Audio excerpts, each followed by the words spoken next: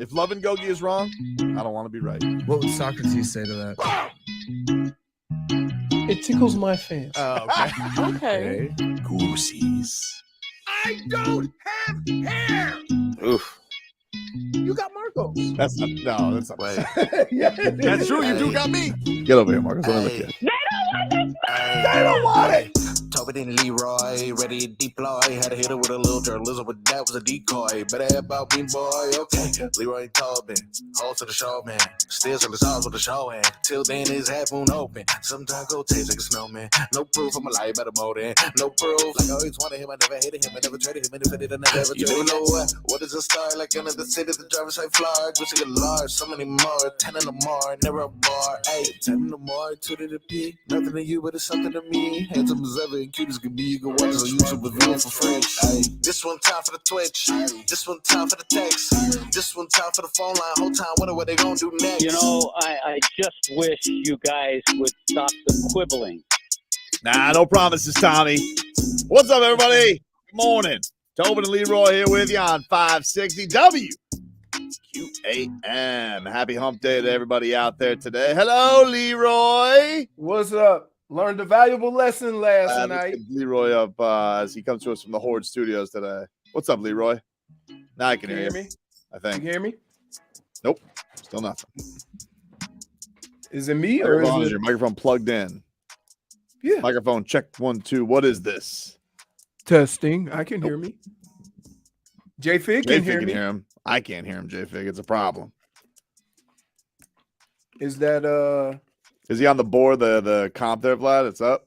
There's nothing from him. I'm unmuted. This is an interesting one.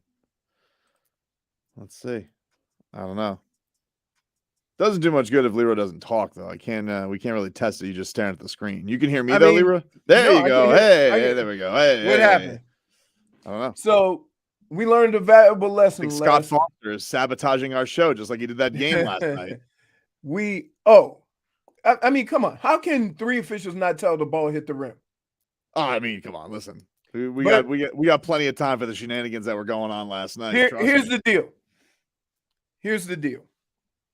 And here's where you miss Jimmy. Because with Jimmy not there, they didn't have that closer. Definitely not. They have guys who can make shots, but not that guy who you can just go to and you know he gonna close the deal. Every team has that guy, right? Some people have 2. The Heat, unfortunately, have 1, and he wasn't playing. Mm-hmm. And the thing that sucks about it is this. You missed an opportunity. I agree. You missed the opportunity to grab this series by the neck. And so where I understand and look, Brunson and Randall, they balled out. I would say all they did was relocate points, right? But Brunson was really good in the fourth quarter. Yeah, Brunson was great. Their boys, their stars showed up today. I mean, they were great in that game for sure. But again, that game was close. Oh, it was, and the Heat just didn't have that dude. Every team has that dude. You know, at the end of the game or crunch time, that dude is going to get the ball. It was for them to take it down to the wire like that and them to play the way they did with Gabe Vincent and Caleb Martin basically leading the way. Right. It was a spirited effort, but I'm with you. I came away from yesterday's game more disappointed than I typically would be in a game not having a star because I do feel like they had it in hand. And I feel like the thing that was crushing about it, and he lent voice to this after the game, is I thought Bam's fourth quarter was a no-show. I thought he was awful. And let me tell you something. It wasn't even the scoring. I get some headlines here brought to you by the new Palmetto Ford Truck Supercenter. Why buy your truck at a car store? Palmetto Ford. We know trucks. Got my home trucks. That's a blue home truck. My home truck. So No, the thing that disappointed me with Bam in that fourth quarter was not even the fact that he just took one shot, which was basically a gift from Kyle at the end of the fourth quarter. He has this dumb play where he runs through a Hartenstein screen, and let me tell you something about Hartenstein. New poster child for it. Intangibles. Oh my goodness. Oh my God. This guy was intangibles all over the court. Who was it when Robinson went out? Robinson was awful in that game. Terrible. Robinson went out because I of couldn't fouls. believe they took Hartenstein off. And then Hartenstein came in, and I'm like, I want the other guy. Hartenstein was was the guy who swung that game yesterday. He sits there for that back screen. Bam plows right through him. And then Scott Foster goes there, and all of a sudden he goes, 4-point play. We're just going to gimmick the system a little bit here. Not really. It was. Nah, dude. Wait, what are we talking about? They go to that review. No. What are you doing? Dude, don't do this. I'm not. Please don't do this. Oh, dude. Oh, there's rules that these officials use to make these calls. Oh, okay. We'll follow them. If you start the shot. He didn't. He was Go look where his hands are when Bam's running through him. He was on his way up. What? He was hiking the football. All right. Okay. He got eyes. All right. They even go on the national broadcast. They're like, "Oh, this is going to get overturned. They're going to get the ball, but he's not. They're not going to count that." Dude, it was wild shenanigans. That being said, terrible play as it was, it sent a downward spiral, and Bam was like getting out rebounded on every time from Hartenstein. He was getting every offensive rebound, and you didn't get anything from Bam. You didn't get a rebound. You didn't get a block shot. You didn't get a point. You got one basket there towards the end. So here's what I would like, right? I would like you not to take a boneheaded play and put it on anybody else other than the person who made the boneheaded play. Right? I just did. No, you didn't. Yes, I did. You didn't. I definitely did. You put it on the official. Well, the officials gave them 3 points they didn't deserve. It's still a boneheaded play, but you're not allowed. It's just like taking away the shot that hit the rim. Like, let's not act like the stuff doesn't matter, Leroy. But that was clear. Okay. They were both clear. They again, they explained it. No. The explanation was bogus. Okay. All right. Bogus. See, I hate doing this. That's you not can why hate doing it. You can hate doing it. I didn't say it was the reason they lost. I didn't. But you're making it sound like I didn't say it was the reason they lost. I said point blank. Period. The reason that they lost, and the biggest reason they lost, is Bam wasn't good enough in that fourth quarter. It was the first reason I brought up. But it doesn't make that play any less bull bleep. It was not the right call. It wasn't. All right. Okay. I mean, okay. What did we get the 2 minute? It wasn't in the last 2 minutes. Oh. But somebody said, if coach says it shouldn't have counted, then it shouldn't have counted. I don't see a lot of times when you get in this situation, right? You started off by kind of giving the reasons why the Heat lost, and we talked about that dude or whatever. And then you go to the officials. Like, well, Leroy, if the game goes to that one moment, then there's other issues. You don't think that moment swung the game? It was a 4-point play. I think what swung the game is at the end of the game when their stars were making plays, you didn't have a star to respond. Okay, but you don't think that swung the game? You don't think it was a momentum swinger? It may have swung the momentum, but the game wasn't over with that play. No, I didn't say that, did I? I said, did it swing the game or not? 4-point play is going to always swing the momentum. And then also we're taking away 2 points from the Heat, and then they go and hit a 3-pointer on the other end. Now that one, so instead of it being a 1-point game, it's a 5-point game. So by my calculations, the Knicks got 9 points from the officials last night. Ergo, not a true loss. Oh my goodness. Vlad. Hey, by the way, could Josh Hart let me say this, any more obvious? Vlad, let me say this. Y'all won the game. It's tied up 1-1. I don't have no excuses. I don't have no explanations. I'm not gonna cry about the officiating. It's 1-1. What an And now we honorable got thing for you to two. do. Now we got 2 in Miami. Thank you, Leroy. Look, what an honorable Thank you. thing you didn't complain about the officials. I will. Thank you. Let Tobin But that's complain not about why the- they lost. 0-12 with Scott Foster as an official this year. So are you trying to Extended. say Scott Foster has it in for the Heat? I'm Hey. saying that Scott Foster should be up in the rafters at Madison Square Garden. Can I ask you a question? I bet you Then there was why? a Hey, can I ask you a question? You Then can. why half of the game they're yelling the refs suck too? They weren't. Yes, they. Oh my Oh. goodness, Toby, you can hear it. Dude, Josh Hart walks off the court. He walks off the court. I swear to God, this was like when that referee was getting surrounded by the Patriots and cheesing it up. He walks off the court and he goes, Scott,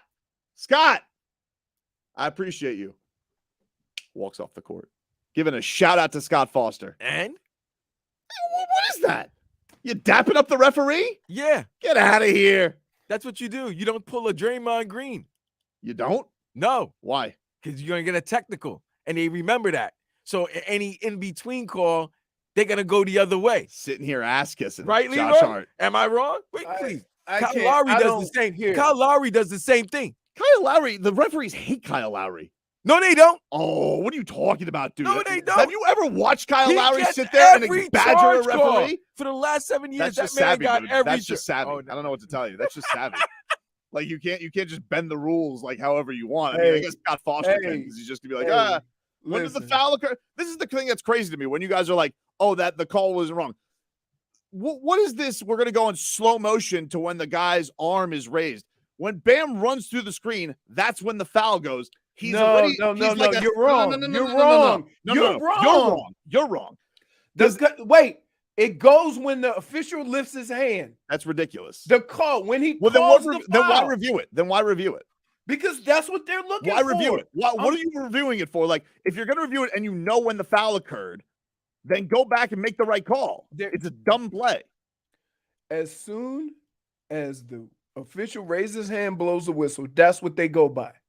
That's why they raise their hand. Otherwise, they would just blow the whistle and you would never know when he called the foul. I know when he called the foul. When Bam made contact, that's when he fouls him. When you run through the screen, I know when the foul occurs. And by the way, when he does it, What? Jalen Brunson has not raised up yet. Question. He wasn't off the ground. Dude, he was ready to hike the football.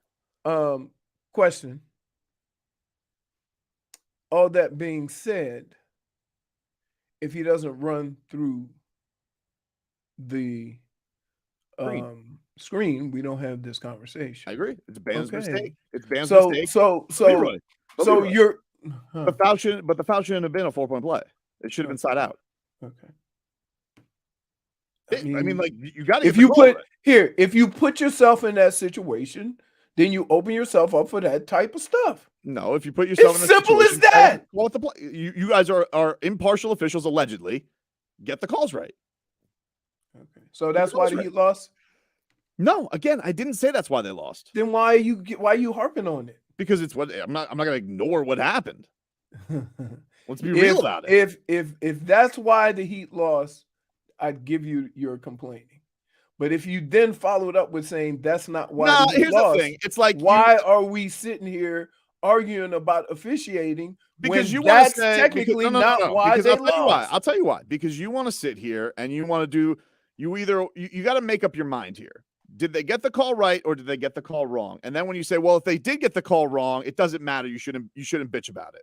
So make up your mind. Do you think they got the call right or not? I think they got it right. Well, you're wrong. Okay. All right. Boxed in. Well, no, I'm not boxed in You're boxed because they made the call. You're boxed in, but I would say you're boxed out. If you're saying that they got the call wrong, that doesn't make you right because It does. It does. Okay. It does. How long you been officiating? I've been watching basketball long enough to know when a foul and the whistle goes off. I know, hey, that whistle occurred and the foul already happened. The shot didn't. Okay. Grow up, Peter Pan. Okay. It wasn't even like, dude, I tell you what, it wasn't even like a controversial thing. Because like the way I was ruling this is like, what do they say on the broadcast? And usually the broadcast will be like, I don't know. Broadcast they was like said- straight away, they they were said like, no. oh, this is gonna Side get out. out. It wasn't even controversial. They So that's did. why I'm like, oh, okay, this wasn't even close. And then they bring in these dude, I tell you what, bring me one more hack formal official who's there to do the bidding and sing the song for the referees. Anybody, Monty McCutcheon, Gene Steratore, Mike Pereira, you're all hacks. You're sitting there, Hey, you're sitting there so doing the bidding of your former friends. can I ask here? Did you think they were going to sweep them? No, I picked them in 5. Okay. So what's the problem? That's why I'm not bothered today. I'm good. You're not bothered? Nah. Oh my goodness. -1 for lying. No, I don't like corruption. I don't like corruption. It's not the loss that bothers me. It's the dishonesty. Yeah. Yeah. So all I would have to say is that if I'm a Heat fan, if you're a Knicks fan, you feel good because they got a dub. Right? Knicks fan, listen, But we were in a no, like nothing was gonna be good for us regardless. What are you talking about? Let me break it down. Once Jimmy you won game 1.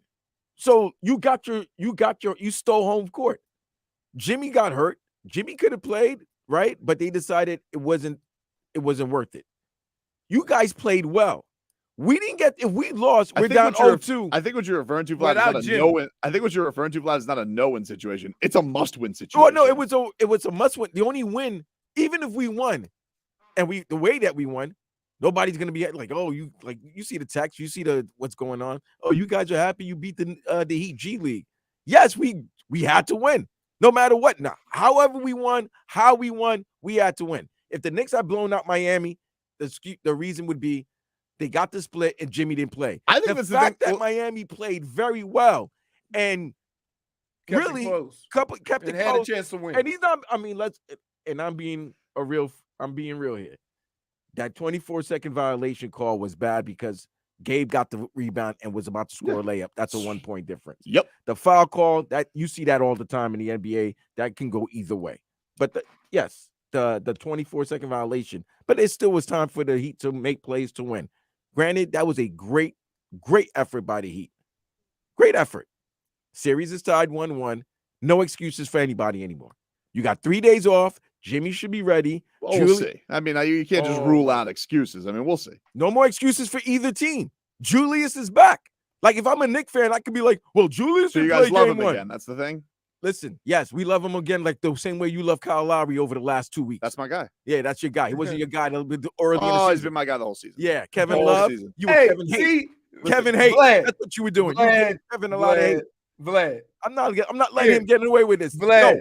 You trying to have a keep it real conversation, and you trying to do samesies, but he ain't gonna never let you get there. I'm not letting him get away with it. Nah, here's the deal. Nah, Knicks fans parading through the streets, beating the Sioux Falls Skyforce. We're not parading in the streets. We're not. You guys were parading through the streets yesterday, saying "bleep the Heat." You beat the Sioux Falls Skyforce by 1. Here's the deal. No. Here's the deal. If I told you before the series started that you come back 1-1, the Knicks fans would be disappointed and the Heat fans would be elated. Oh, the Heat are in a much better spot. Okay, but so let's just leave it at that. No, you got 4 hours to fill. They had a chance to win. They had a chance to win, but nobody really put it on their back.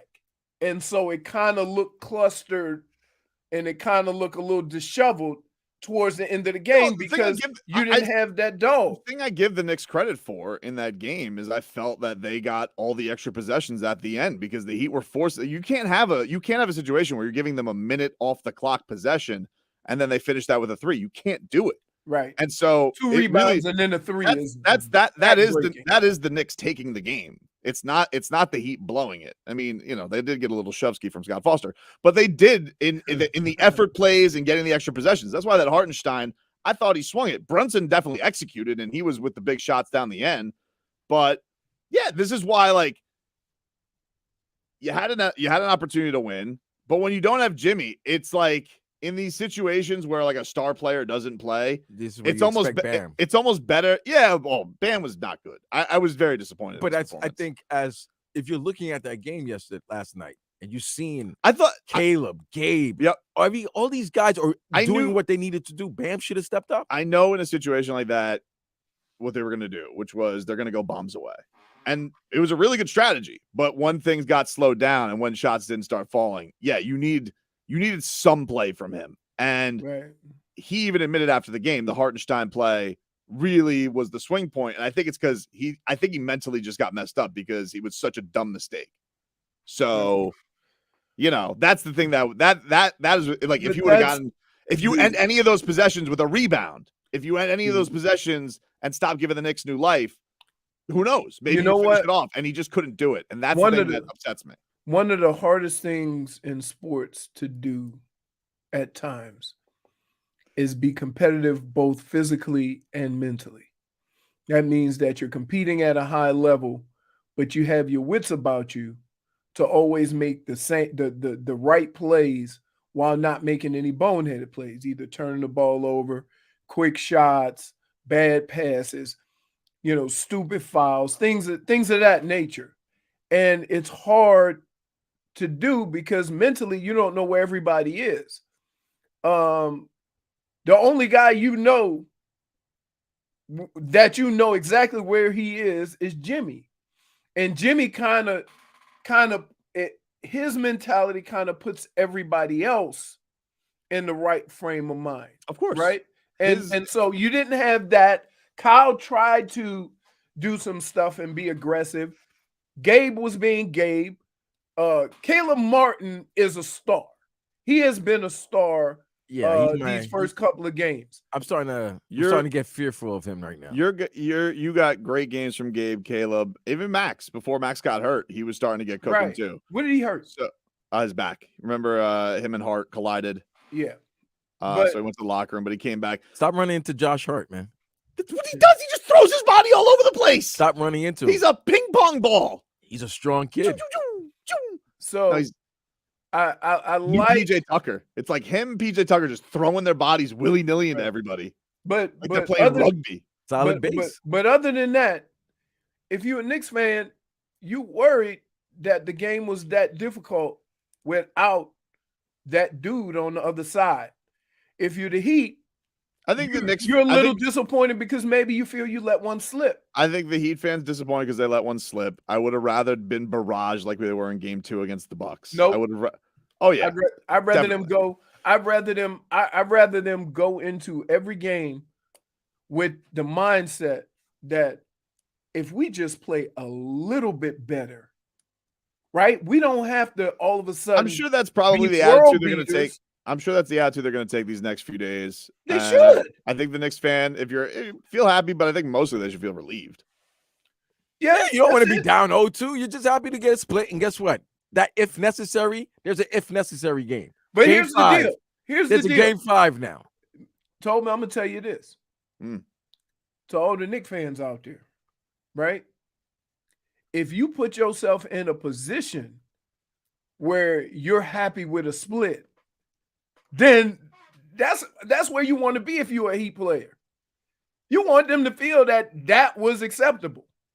So now you just go do what you do. We'll take a quick break.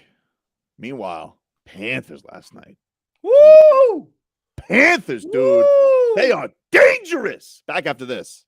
WQAM broadcasting live from the Ed Moore Sawgrass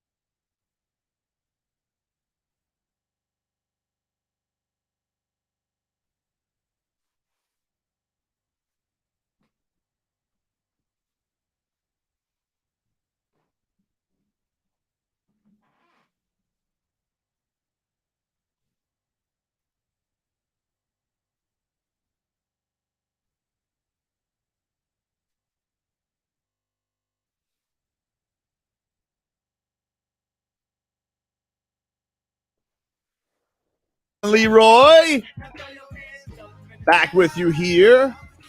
Gonna talk to Ricky Williams today. He's going to join the show in the 12 o'clock hour. We'll talk to Ricky.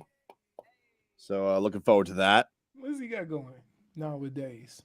Man, he's doing something from May is Mental Health Awareness Month, so I know he's doing good work with that. Did you see him on Bomani recently? He did a really funny bit on Bomani Jones's show on Game Theory. He was writing a letter to Roger Goodell, talking about all the money that he had lost. He's like, I see you guys aren't testing for weed anymore. Would be really. It was. I'll send you the bit during the break, but it was really funny, really, really funny. I would say one of the most interesting people to ever play the sport for this reason. We all look at his talent without fully understanding his mental capacity and what he was feeling, right? Because we just ignore that just to talk about how great he was. Right. And I think a lot of times it's an eye-opener to realize that, hey, just because you have a certain job don't mean you ain't going through some stuff. You know, I mean, he started the league. Think about this. He started in the league where he would do interviews with his helmet on and a shield. Yep. Now, nothing for me, but I wouldn't force guys like that to do interviews. Not for any other reason other than, like, just because you play football don't mean you're a public speaker. And he's always been so good that he never really had to be a public speaker. So it's always good to hear from him. It's always good, to hear him talk about these issues because you get a look behind the curtain of maybe what an athlete goes through or some athletes go through, and it has nothing to do with your ability on the field. Yeah, so he'll join us around 12 o'clock today. We'll hear from Ricky. Panthers yesterday, they take game 1 against the Toronto Maple Leafs. They whooped them. Hey, I mean, look, I was watching it, right? And I was going back and forth because both games were close. Yep. And I was thinking. It was head on a swivel day. Yeah, I'm like, hey, Toronto, you can't score if you don't have a puck. Because it always seemed like the Panthers were on the aggressive. Yeah, they to do that off of the emotions of Game what 7. they did in Game 7, and it's just like we're staying on the road, tough mentality all the time. And by the way, like Paul Maurice even was giving the refs the business after the game because he's like, would have been nice if we didn't have to spend so much time in the penalty box too. So. Hey. It really, I will say, like, look, he does seem like he's got them in this mentally tough place. Hey, we got to give a hand to Paul Maurice. We dogged him early. Got to give it to him, dude. We dogged him early. Got to give it to Paul Maurice, dude. You know what's funny? Because when you watch these seasons of the Heat and the Panthers, both coaches were saying very similar things early on in the season. And because we didn't know who the hell Paul Maurice was, and because the Panthers were losing, we're like, well, no, we can't be worse than we were last year, right? And Spo, we're like, he's done it. He's been there. We'll wait. We'll wait. We'll wait till it comes together. Yeah, they were tremendous yesterday, man. And Kachuk was just in on everything. Montour continues his tour. So does Carter Verhaeghe. They're both lighting the lamp like crazy. Holy smokes, Verhaeghe and Montour. And they pointed out on the coverage, they said Kachuk doesn't have to score to make a major impact. And they just start showing little cuts of the game, and that dude is ferocious. He's the guy everybody want to fight, right? He is. He's a pain in the ass. And then my guy Bob. Oh, Bob. Bob was getting it done yesterday, dude. I can't even lie. There was a couple of freebies, and I'm like, oh no, Bob. There's a wall. Stuffed it, dude. Not like their Stuffed it. goalie. Other goalie. Gave up 1 through the 5 hole. I love Who's it. it, Verhaeghe? Yep. Yep. So you had that. It was a good game one. You take game one, you go up 1-0 on the road. Panthers will be back at it tomorrow before game 3, which will be Sunday, I believe. So Yeah, crazy schedule. very weird schedule. Like they got 2 Although days off. I'm happy there's not any too many more conflicts. Let's just keep the thing. I don't want to do. I was doing this yesterday, Vlad. I was just whoa. Hey, I were was going at the back and Marlins forth. game working. What? Yes. So you were at the Marlins game watching Panthers and Heat? And yes. Wow. Yes.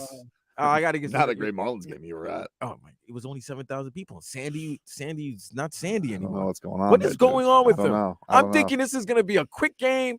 I'll be out by the halftime of the Heat Nick game. It's No. like, yeah, Leroy's No. mentioned he's just not as sharp. He's walking guys. He's walking just guys. not- A lot of the pitch count was 100 pitches by the 5th I inning. know he'd get through Yeah. like his 100 pitches with Sandy. You're at least through 7. usually. Yeah. Right. I don't know. It was weird. He's Maybe just- he's trying too hard, I right? don't know. Because his location hasn't been good. Or maybe he's trying to strike guys out, and that's not his thing. Schmeathan says, "Apologize to me, Tobin. I told you Sandy was washed. I'm not apologizing yet, Schmeathan. Washed? We saying Like- washed already? I'm not ready to call it on Sandman yet. See, that's your fault, Tobin. Why? Because every time a player who's had success have a bad stretch, everybody calls him washed. They get that from you. The only thing that I'd be worried about with him is like he was unprecedented last year. Nobody was his peer as far as innings pitched, and you just wonder, hey, all right, is it taking a toll Hey. on him? I don't know. So were the Bruins. What do you mean? Unprecedented. That doesn't mean that. That Yeah, doesn't but mean also, anything. okay, but terrible analogy. That also turned out terrible for the Bruins. But what I'm saying is that what you previously accomplished got nothing to do with what you're doing this year. No, I know, but like, I'm more talking about it as a physicality standpoint. Like I would say this. I hate to say this, but if you're dealing with pitchers, and something could be wrong with his arm. hope not. I hope not too, but that's like you don't go from being that dominant to not being able to hit the broadside of a barn, right? Overnight. So I'm not gonna say he's washed. I'm gonna say there's something up that we don't know about, because with pitchers, that's usually what it ends up being, right? Like a guy starts throwing and then all of a sudden he may lose 5 miles an hour, or he can't locate his pitches, and then next thing you know, elbow, shoulder, right? So I'm hoping it's not that. But it would explain a lot of stuff that we've seen that we haven't seen from Sandy since he started pitching for the Marlins. We'll take a quick break. Back with more after this. 2 big playoff games last night.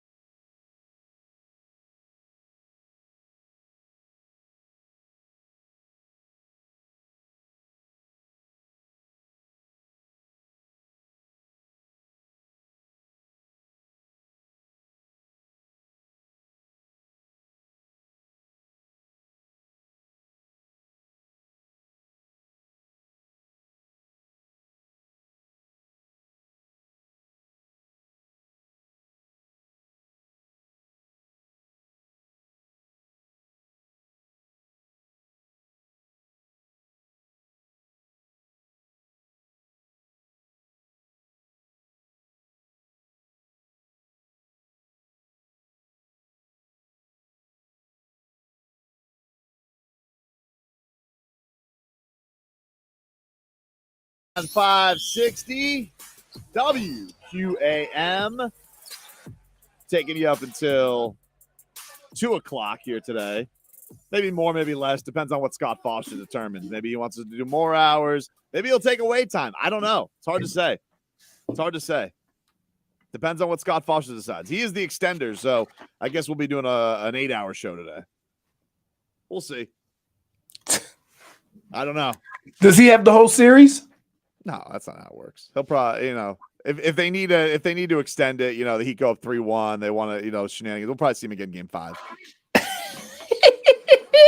He's already warming up. He's already warming up his lips for the whistle. He's got it going on. I will say, the Knicks fans taunting Jimmy Butler at the end of that game, big mistake. Did Jimmy give double birds to the Knicks fans as he walks off? Of course. Why wouldn't he? Hey, I'm going to tell you what.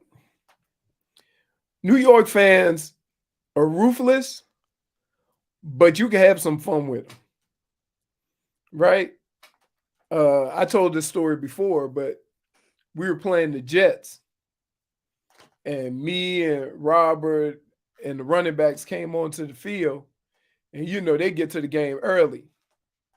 So we go onto the field, and somebody yells down at me, "Hey, Hart, your mother's a, lady of the night." I'll say that, right? And so I looked over at Robert and I looked over at Harold, and they go, "Get him." So I looked back up in the stands and I said, "I didn't choose my mom, but who's that wildebeest you're sitting next to?" Jeez. And they all start laughing. And the next 2 times we played there, they go, hey. That was a good one. They still congratulated me on that from 2 years ago. Wow. So the wife wasn't mad? Huh? The wife wasn't mad? No. You got to know how to respond. You can't respond like it is irritating or bothers you, because then they're going to keep doing it. You got to have a nice comeback that let them know what's up. And so I responded, and from that day on, every time we played the Jets and I came onto that field, "What's up, Leroy? What's up?" That's it. Turned the script. I flipped the script on them. Yeah, so the Heat, they drop it yesterday. Series now even. A lot of time off. They did not play Jimmy Butler yesterday. I think we were all getting our hopes up because that Shams, that tease, that flirt was saying that he was aiming to play, but they, if he's not all the way, I mean, look, that is nice. He'll have 5 days off to rest that ankle.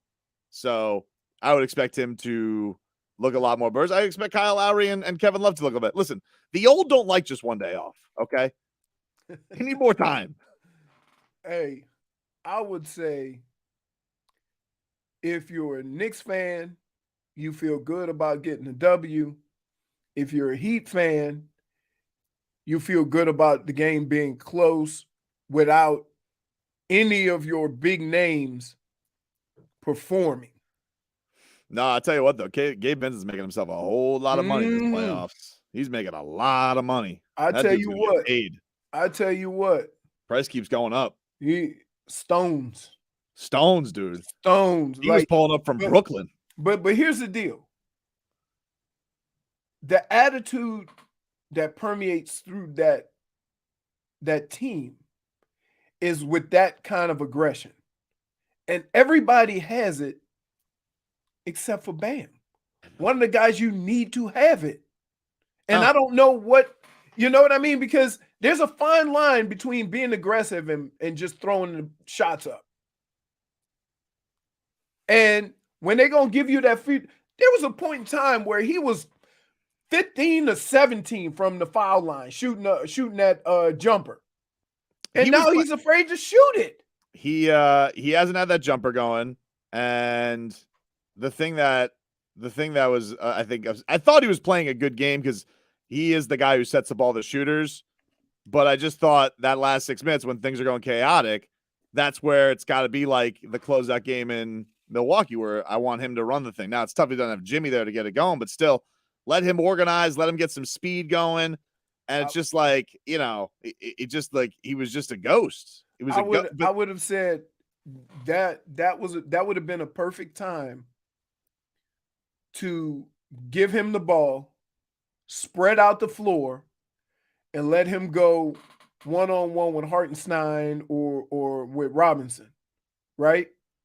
And really get to your spot that way. This was Bam after the game. This was him on the way the Knicks defended him. Nah, I just got to play better. I feel like this game was on me. And I lost it for us. So I got to be better. I played terrible. So, yeah, I put this one on me. I'm glad he said it, because you know what? I do think that, that you could – I think most of it is like, if you're a Heat fan, it's a glass half full. Like, look, you competed your ass off. You had the Knicks on the ropes without Jimmy, and Jimmy's been everything to you. But, yeah, I feel like Bam left that game on the table. I thought that could have been an opportunity for him. And to get, basic – and the thing that it was annoying about it is I felt like he got out-efforted. And that's the thing that pissed me off, is like Hartenstein brought all his intangibles and everything intangibles and just intangibled him. I don't like that. Right. So that's the thing that really got to me with yesterday's game. So we'll get more into it. We'll flip on over hour 2 of the program coming up next.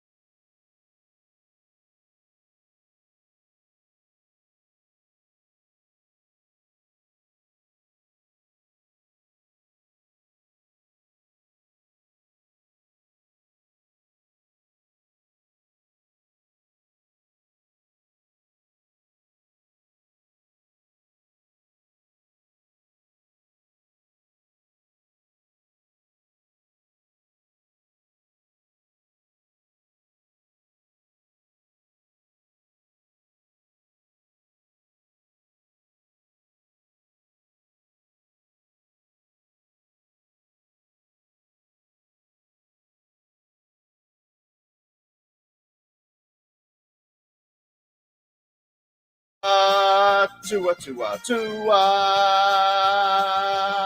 Tunga Valoa, not Tua Tagovailoa. A for effort, Dolphins quarterback. Tua. It's our Tua, it's our Tua. Tua. Tua, Tua. Chris Sims can go to hell. Tua Tagovailoa, Dolphins quarterback. Daddy loves you guys. Our Tua with Tobin and Leroy. Check the history of food.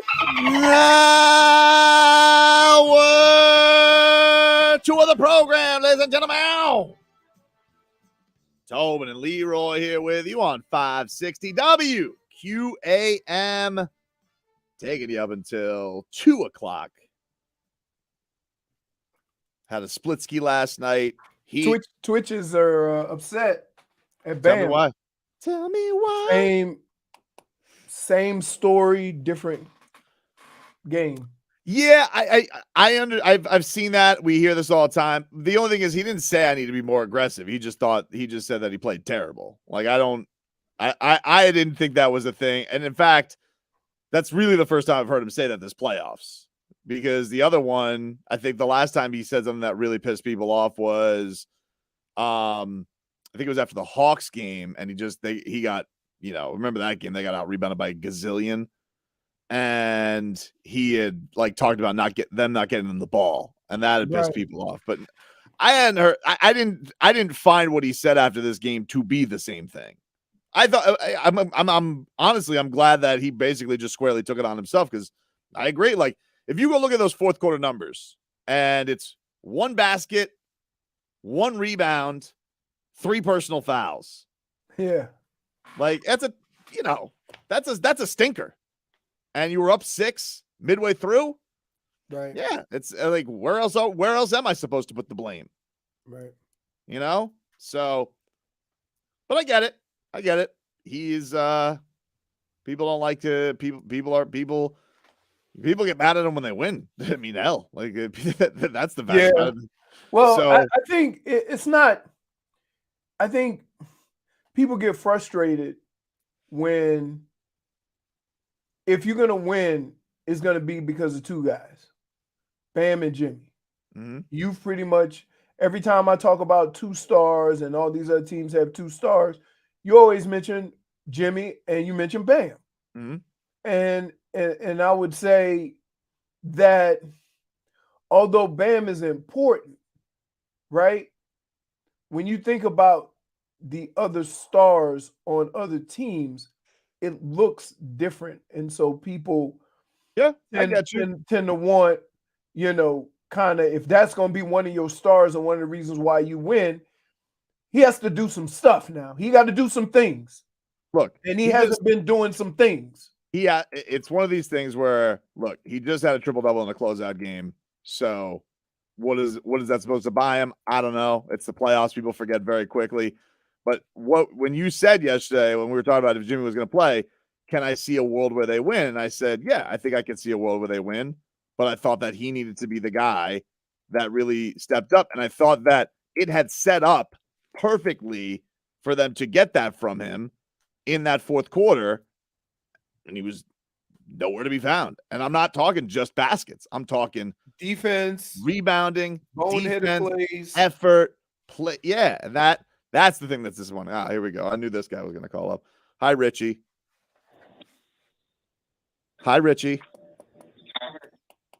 Tobin? Hey, buddy. Hey, buddy. How you doing? First of all, let me be nice. Hi, J Fig. Hi, Marco. Hi, Leroy. What about your fellow? What about your fellow? Today? What about your fellow Knicks fan, Vlad?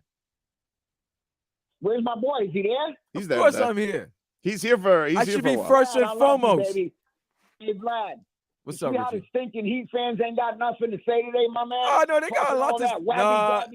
Richie, they got a lot to say, but they have a lot to say. They're blaming it on Scott Foster. No, hey, game ball. I want to know, Richie, did you guys give Scott Foster the game ball? Vlad, you got a meal wager with me, and I haven't complained one time. No, I got you, bro. Leroy, Bro, we I got separate you. you. Listen, Okay. this is all I You want to say. came out and said what needed to be Saturday, said. Yeah. You think? Hey, do me a favor. Can I talk for a second? No, it's we'll let you talk when Saturday, we want you to talk. You stinking Heat fans show up Saturday because we're taking over that arena. You understand? Richie. We will take over the arena. Richie, I have a question for you. Show up Saturday. I'll be there. Slap Happy. Who's your other punks out there? The guy from the Grove. I'll be at the stadium. Meet me there, you punks. Richie, let me ask you a question. Yes, sir. Did you give Scott Foster the game ball last night? What are you, a comedian or something, bro? No, I'm just wondering. I mean, like, guy had a higher plus minus last night than Brunson. I was just wondering if you guys gave him the game ball last night. Curious. Toby, you're full of, you know what, Toby, you're so full of jokes, but I want to see you on Sunday. You'll see me, dude. Listen, I'm boots on the ground every game, Rich. Richie. You come find me, dude. I'm easy to find.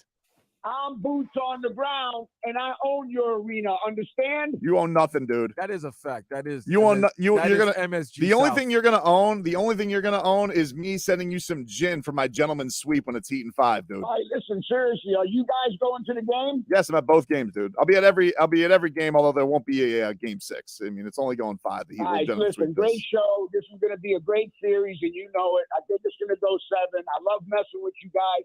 You do stink, you stinking Heat fans, but hey, here's what it is. I don't think you could Have just a say great that. I day, can't even loser. say you can't just say you love us and then say we stink. I mean, you do that to your children all the time, don't you? You love them, but they're little stinkers. Well, you know, we love They y'all, are little stinkers. but we love y'all. But you know, you guys. I stink. don't love you guys. I love It's you, all right. but I don't love your fan base. I don't love. Yeah, same here. I I love don't. you, Tobin, and you all your craziness, but the fan base. Nah, you know what? I love messing with you, Heat fans. Y'all some good fun on the Twitch. Hey, Scott. Okay, man. Hey, Scott, Mr. Dolan wants to see you. Good job. See Scott Foster. Scott Foster's gonna be in the luxury Of course, box. he doesn't. Scott Foster's the only referee that doesn't need facial recognition to come into MSG. No, not at all. See, he gets to walk around more willy-nilly than Spike Lee. And I love it.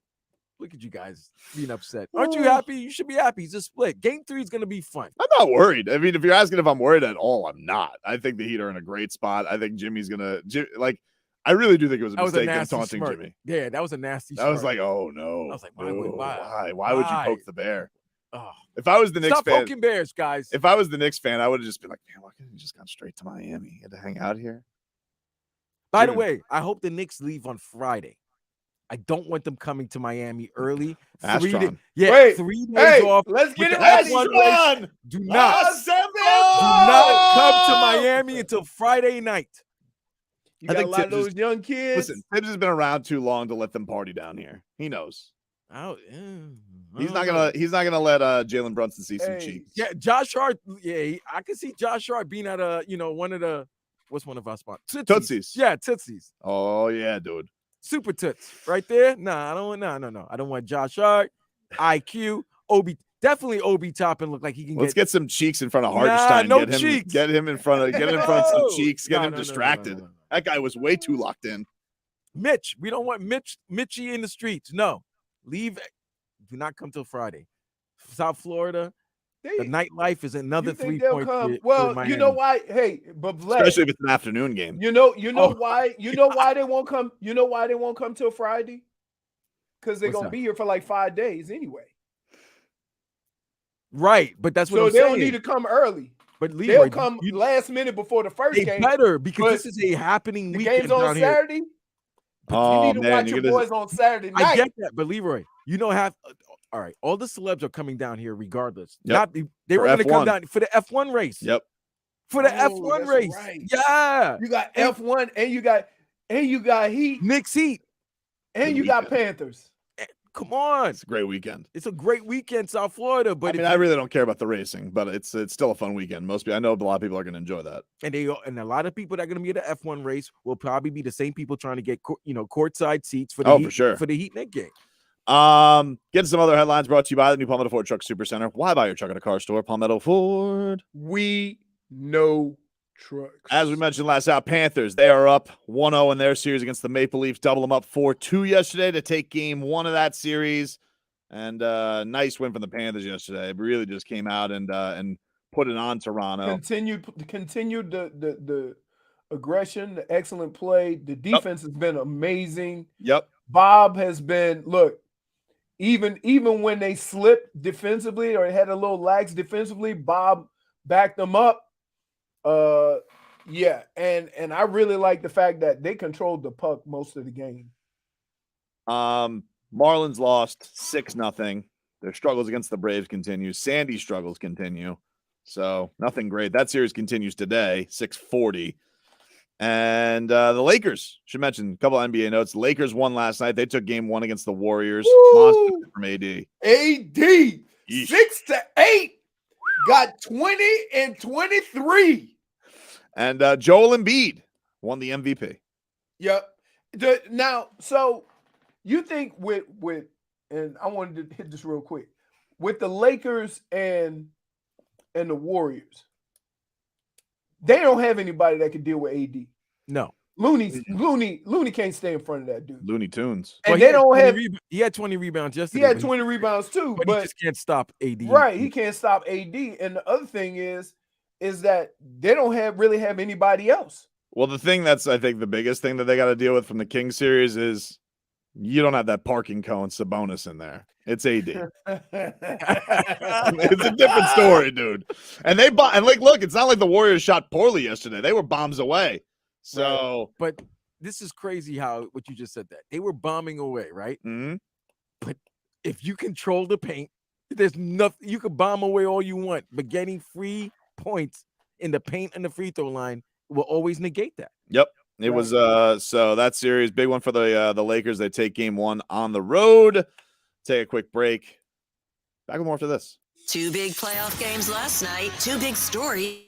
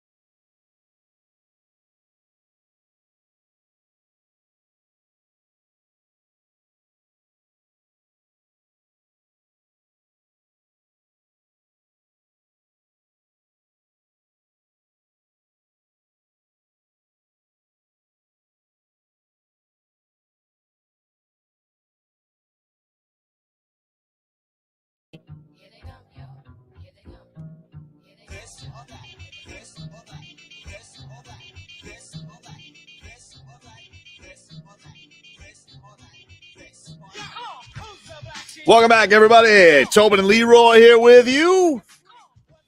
Getting some of your texts, your calls here, 305-567-0560. Panthers win last night, 4-2 over the Maple Leafs. You got Carter Verhaeghe last night, Vlad. Carter Verhaeghe, he had a big one. The Leafs were able to tie things up in the second period. Carter Verhaeghe sent the Panthers into the second intermission with a 3-2 lead.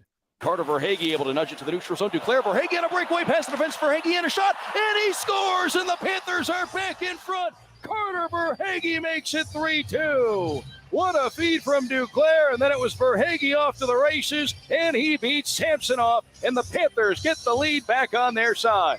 There you go. Doug Plagens with the call last night on the Panthers radio network. They will be playing game 2 tomorrow. You'll be able to hear that game here on 560 WQAM. Heat will be off until Saturday. Also want to let you guys know, if you guys like Guns N' Roses, if you guys want to go see your favorite band on their tour, you pick the city. We give you 2 nights in a hotel plus a $200 gift card. All you have to do is head on over to WQAM.com, enter on the contest page, and register. And you might win this cool prize to see Guns N' Roses. It's a national contest and a live nation show. Sergei Bobrovsky yesterday with 34 points. And look, man, I think you get over that juggernaut of beating the Boston Bruins. I don't know how this series is going to go, but very similar to the Heat. I feel like you get over that hurdle in the first round. How is your confidence not oozing going the rest of the playoffs, Leroy? It has to feel like you can accomplish anything. Yeah.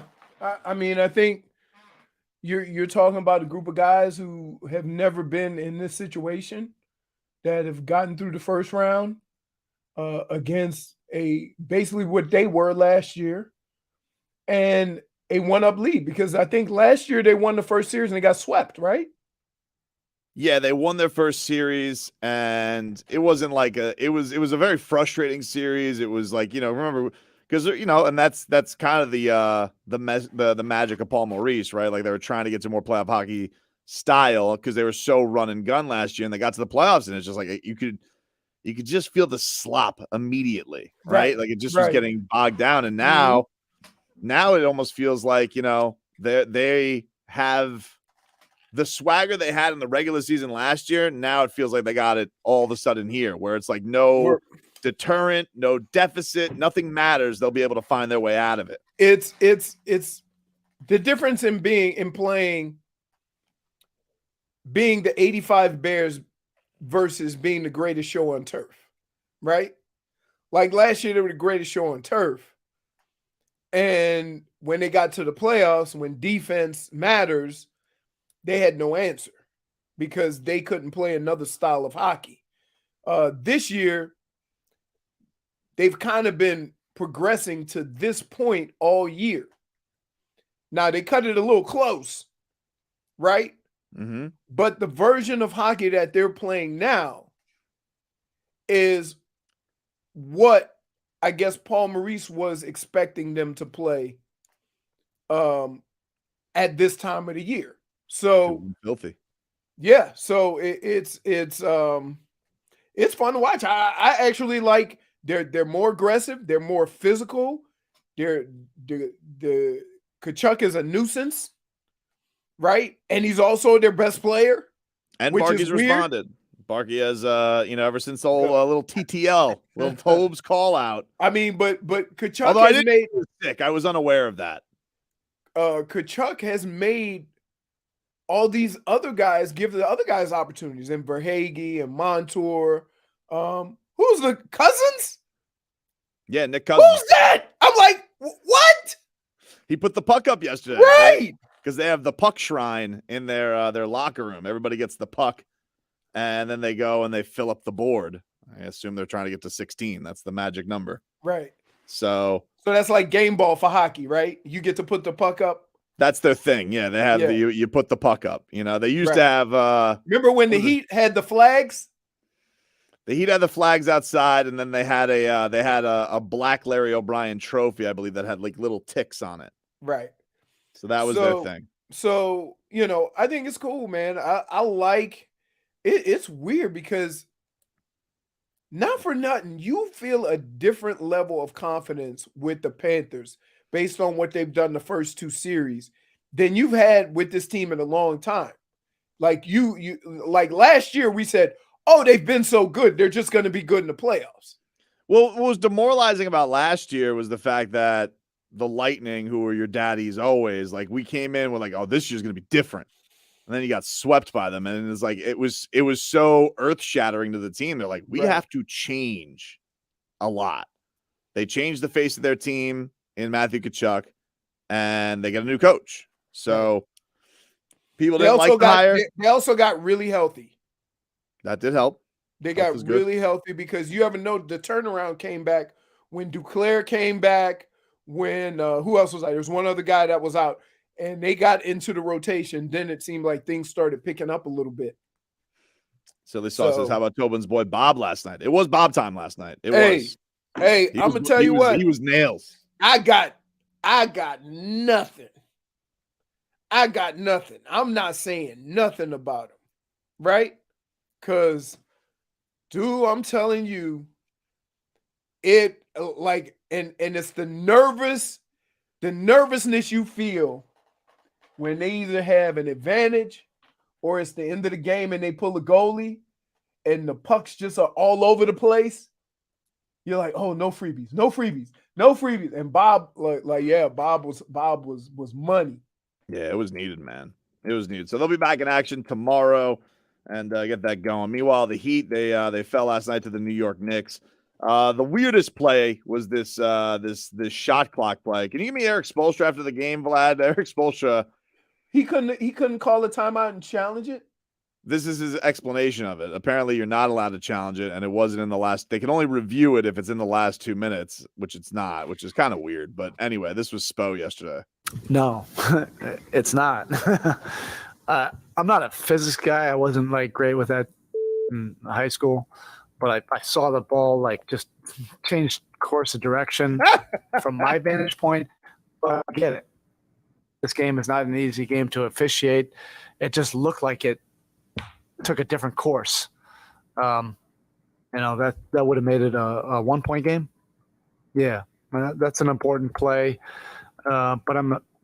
Look, the officials didn't have anything to do with this. We had enough plays to make on our own. Certainly, some of these scrums, get a couple of these calls that go the other way, that can make a difference. But also, putting your imprint on the game and taking matters in your own hands, that can also, change the course of the result. I love the way that he subtly calls them all idiots for like 45 seconds and then takes accountability. It's great. Yeah, that's how you don't get fined. That's why he's the best at it. But again, you have to understand from a coach's perspective. If you sitting on the bench and you see the ball deflect and go a different direction, what the hell are these guys looking at that are right in front of it? And how do you here's my thing. How do you find a coach or a player for getting on the officials for missing that when they missed it? I know. Have some accountability. Somebody should come out and say, hey, we blew it. I like how Spo's just like, I wasn't good at physics or any of that bleep. Right. However, I am good at math, and I believe that would have made it a 1 point game. I knew right away when Gabe was hysterical. Yeah. That something was up. Because originally I thought, I think he thought he got it up in time. No, he said the ball hit the rim. And then they showed a replay. And I'm like, what are we doing? Look, there was some things. How many games have these guys officiated?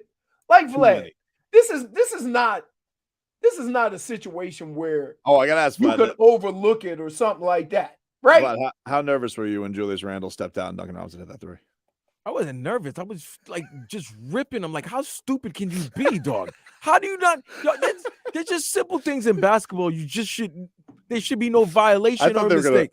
I thought the Heat were going to pull it out again. I'm like, here's going to be another Heat miracle. Julius Randle stepped over the line. Was that before the Robinson three? No, Robinson. It was right before. He turned it over, and then Robinson hit a three. And then what? You guys and then they were within three. So they would have had to miss free throws. They would have had to miss free throws, they're liable to do that.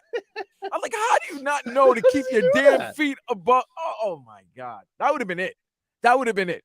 If they somehow lost that game and that was one of all the great things he did would have been nullified, null and void if that turnover was the reason so why we they can't here. We can't put what happened last night on one play. Right? No, you can't, but it's just stupid things you're not supposed to do.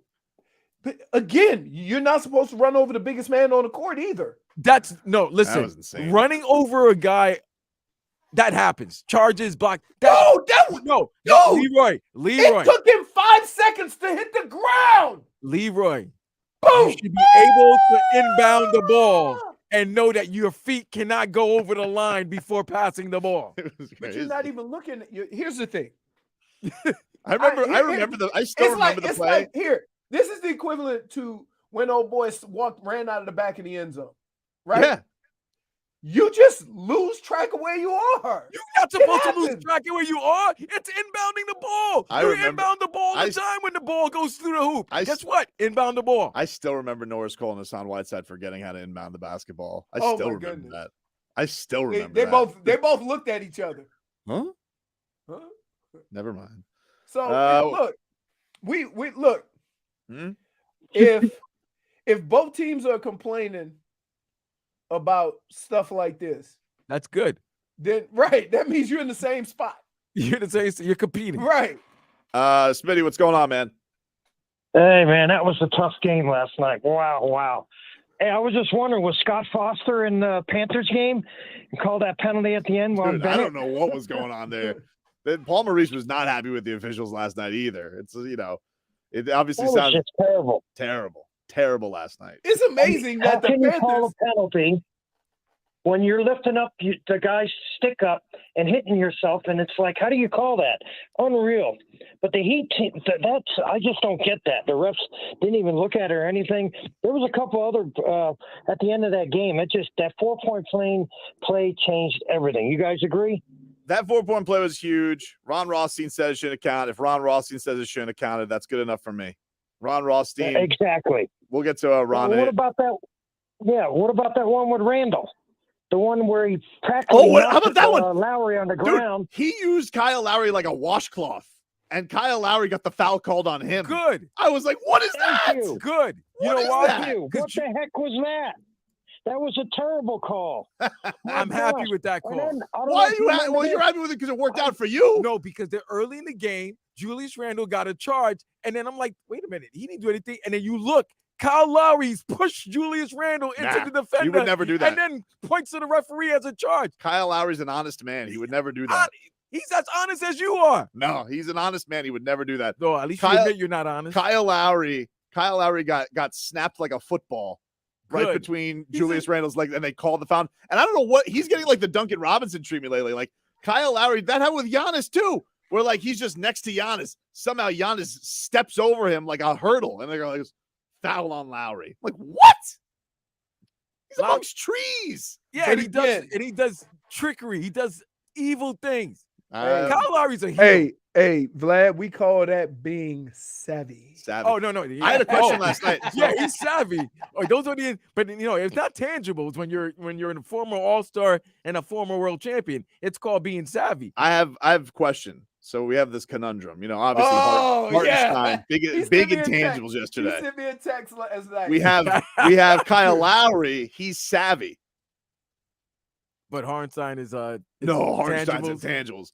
No doubt. That was one of the all-time intangibles performances. I got to say. What's Haywood Highsmith? I don't know. Oh, he's tangibles. He's tangibles? Yeah, Haywood Highsmith is tangibles. I don't know, man. I was just like, because he was doing some good stuff on defense. Hey, but you ready? You ready? Here's what classifies you as an intangible or a black tangible, right? I'm not saying that. Because you can be black. You can be black too. You could be black. Yo, what? But tangible, definitely you could be black and have tangible. If you have 2 points, 2 rebounds, and everybody's applauding your play, that's intangibles. Tangibles. Wait a minute. If that's the case, so is Draymond savvy or is he tangible? He's savvy now. He's savvy now, but no, he got some skin in the game though. So he wasn't always this. Now he just old and savvy. He's in the same class as as Kyle Lowry, right?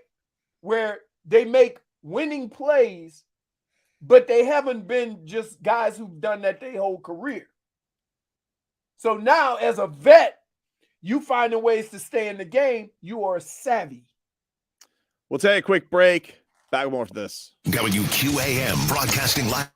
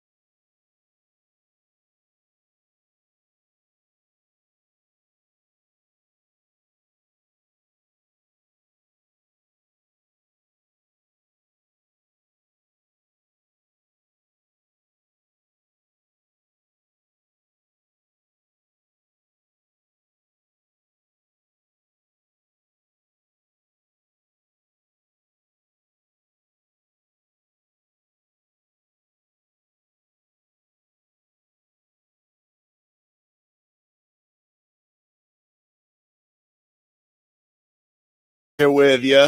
Hey, you want to stay connected to our show every single day? Download the Odyssey app, man. Follow us there. Odyssey app has easy access to clips, show reminders, and a whole lot more. Download the Odyssey app. Give Tobin and Leroy a follow so you guys can listen to us anytime, anywhere. And, of course, you guys can do that visually as well as we are streaming live on YouTube and Twitch. The channel Miami 560 WQM. You guys can watch us live every single day from 10 a.m. to 2 p.m. Ricky Williams, he's going to join us at the top of next hour. We will talk to the Dolphins great, as always enjoy our conversations with Ricky when he's able to join us. So we were looking forward to that, him coming up. Mm-hmm. Can you get a weather update from the Demesma I Mendoza sure Law can. Firm? You're at CNBC.com. Free Let me consultation get- 24/7. Call them up at 866-954-MORE. Got to go over to the window plex because at the house, the blinds work as a buffer. Partly cloudy, sunny. Breeze is out of, I'm guessing breeze is out of the west because I haven't seen any planes or heard any planes. And winds are about 10 to 15 miles per hour, and it's about 80, 81 degrees. Oh, there you go. He's a golfer. Very pleasant last couple of days. Ever Yeah. since that downpour on Sunday. Yeah, man. That was crazy. It rained like crazy, and then all of the clouds just disappeared. Yeah, man. That's crazy. Dade South says, isn't he going by Eric Myron now? I believe he is. Yes, I believe he legally Ricky, I believe he legally changed his name to his wife's name. Like he legally took his wife's name. So he does go by Eric Myron, I believe, legally, but he is still being like introduced as Ricky Williams and things like that. You know, so it's not like he takes offense to being called Ricky Williams. I do remember that though. Like I remember him coming on one of ours when we were recording it on Zoom. I was like, "Who's Eric Myron?" Find out. There we go. That's that. Speaking of running backs, by the way, you see Raheem Mostert yesterday, Leroy. Raheem Mostert was talking to the media a little bit, and the Dolphins running back. That's Mike McDaniel's guy. You know, him and Mostert, they're like peanut butter and jelly.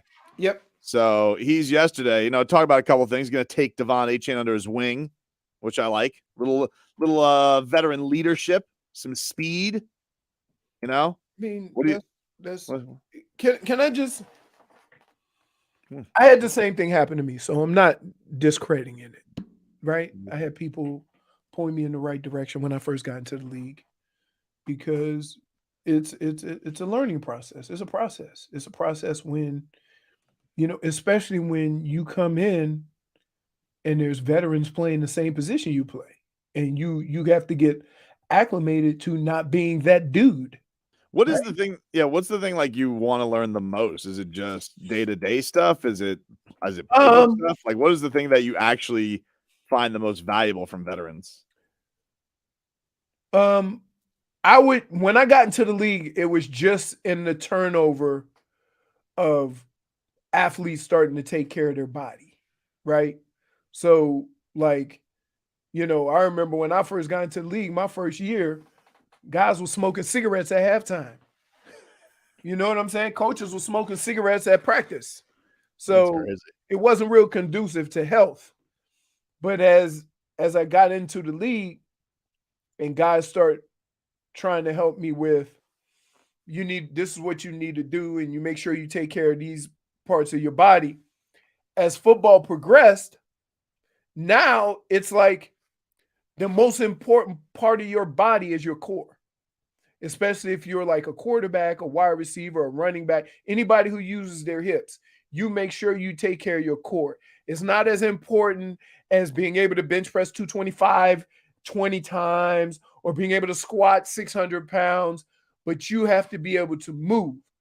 And so doing that along with, I trained with my first roommate when I got into the league. He actually played down here for a minute, and Stephen Braggs, who played cornerback. And so he would work out with me. And then when I came down here, I started working out with a lot of Dolphins at Western High School. And just, you kind of get into a routine. The hardest thing as a young player is, because you have so much free time, is getting into a routine. And a veteran can help you get into that routine. Some might say you went brags to riches. That's why you were laughing. -1. That's why you were smirking. Dude, -1. you couldn't wait to get that out, right? You couldn't wait to get that out. You could wait. Dude, that was terrible. That was terrible. So bad. That was so bad. bad. You know who you remind me of? You know you remind me of the Wendy's commercial with the little white dude singing bag boys, what you gonna do? What you gonna do when we get your food? Like, yeah. Mostert did say he said that he got an apology from Mike McDaniel at the end of the season. This was Raheem Mostert yesterday. You know, I had a talk with him during the exit interviews at the end of the season, and you know, one thing that he was like very, you know, apologetic about was the fact that we didn't run enough, and that he was gonna do his best to change that for the upcoming year. So, you know, when he talks like that, it just gets me fired up even more. Like, hey, I know I'm getting the ball a little bit more. The running back room is going to get the ball a little bit more in regards to touches. So, yeah, I mean, it's a thriller, man. I'm excited, and I truly can't wait for that. You know, an opportunity when he calls out the, you know, when we're getting the ball. So, Can I say this? Hmm? When you're a head coach or offensive coordinator, at the end of the year, when you self-evaluate and you look at the numbers, right? Here's the first thing you do. You're going to do the same thing I did. How the hell we have two backs that average almost 5 yards and we don't run it enough? Mm. You see what I'm saying? And I said that all year. Now, you got to be able to be patient with it. And I think sometimes when you have so many weapons, it's very easy to just move on to something else. But it's hard for players and coaches to realize sometimes if you stick with it, it makes those other things even better. The running game has always set up the passing game. We've gotten away from that now, but it still holds true. Yeah, I thought their best game all year was the Browns game. I mean, how balanced they were. Right. You know, and that was probably the game that Waddle and Tyreek Hill had, I would say, like their least production. Like it was like, you know, Craycraft and Sherfield were getting on it. Like they just had such balance. I just thought they couldn't be stopped. Right. But that's I get it though. Like, look, you give those guys those guys are amazing. You want to give them the football a ton too. Right. But think about it. You have two backs that average almost 5 yards a carry, but yet where did they rank rushing the football? I gotta look. As a team. I'm looking. Because I think they were in the middle of the pack. And so think of it this way, right? Let's just think of it this way. If I can squeeze another 5 carries each game, that's 85 carries, right? You're talking about 85 carries more at 4.5, 5-yard clips. What does that do for your offense? They were 25th. 25th, with two guys averaging almost 5 yards a carry. 25th, under 100 yards per game. But you understand what I'm saying? 25th with two guys averaging almost 5 yards a carry. That's where when you evaluate the previous season and you look at those numbers, as a coach, you go, how did we not run the ball more?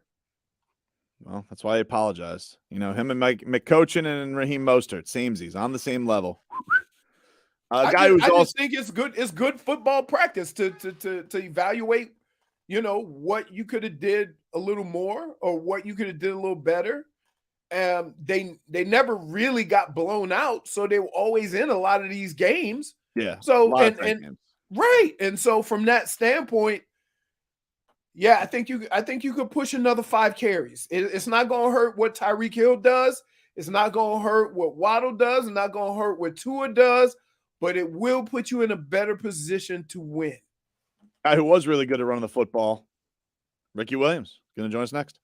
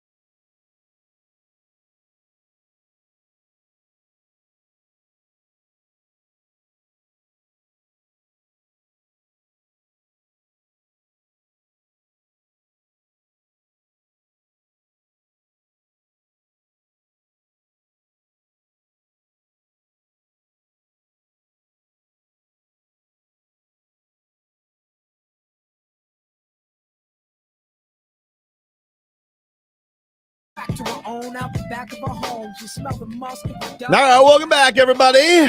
Tobin and Leroy here with you on 560 WQAM, taking you up until 2 o'clock here on the show, streaming live on the Odyssey app, streaming live on YouTube and Twitch. Miami 560 WQAM is the channel.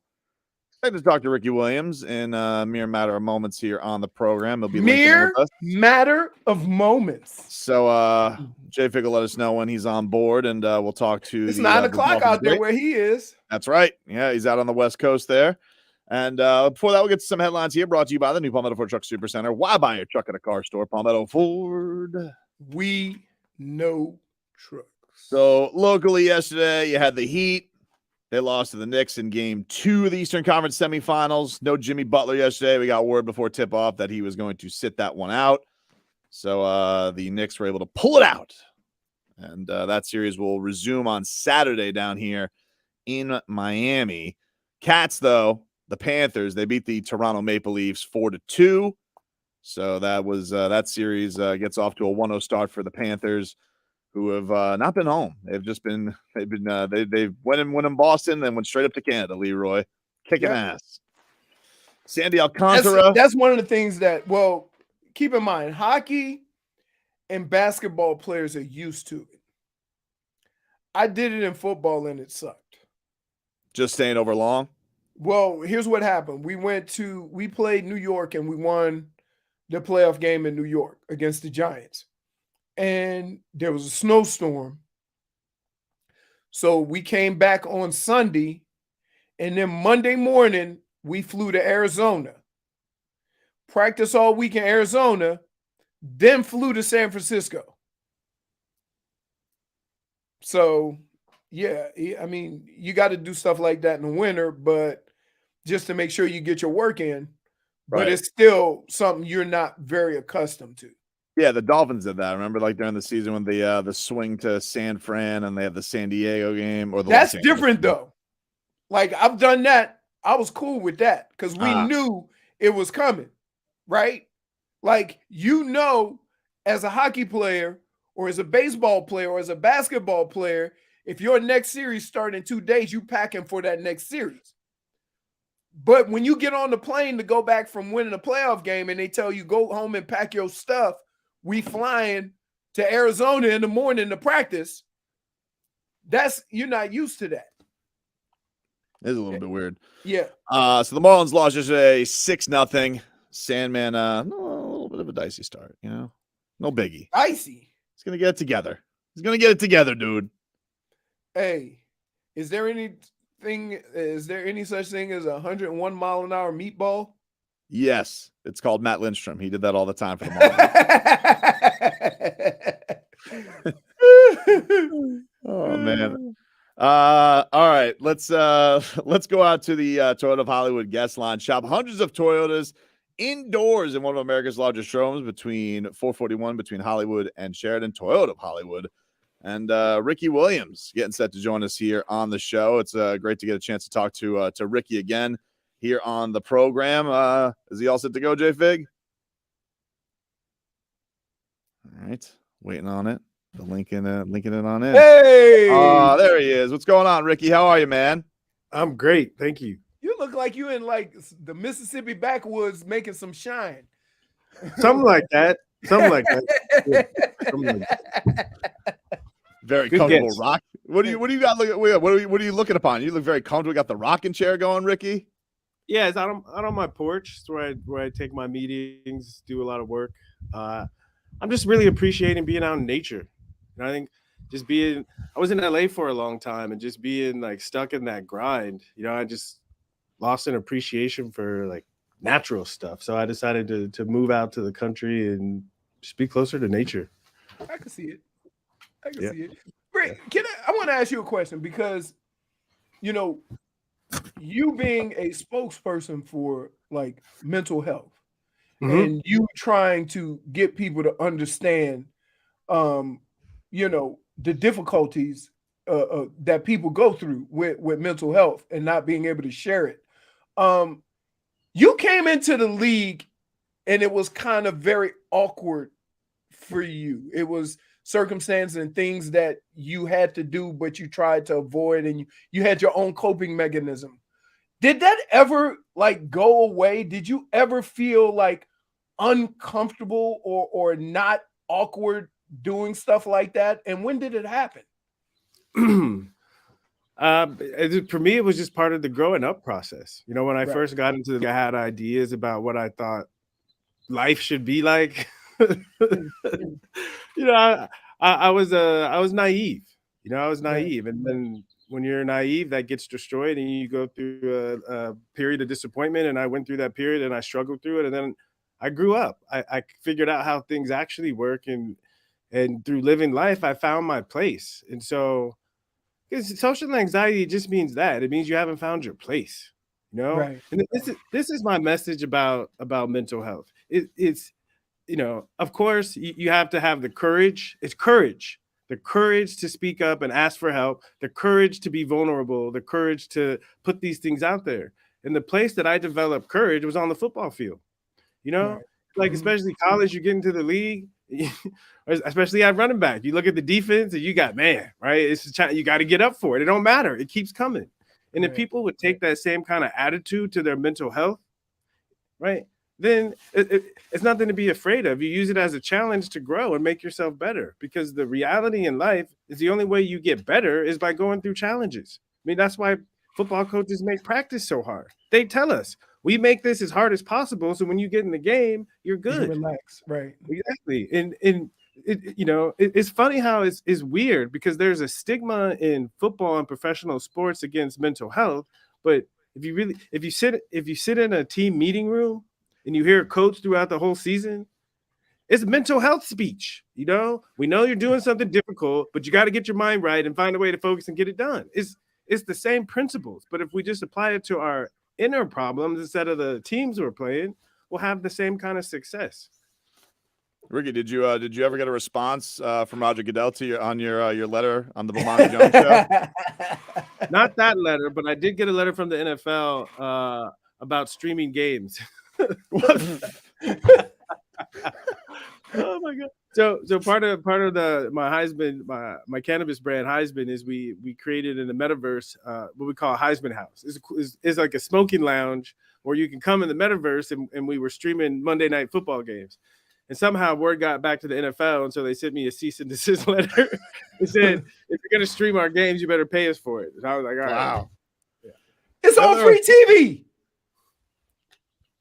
TV. I guess not free enough for them. That's we're charging people. Yeah. Brittany, do you speaking of like the health battle of things with Tua Tagovailoa down here with the Dolphins, you know, he talked recently about, you know, he gave some consideration to you know, calling it a career after all the concussion stuff that happened.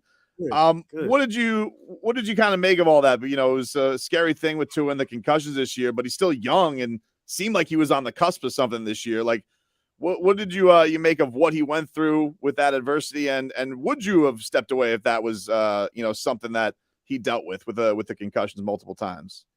So this is I think a great example of a mental health issue, right? Because it's easy, and you know, it's mental health awareness month, and so we're able to have these conversations.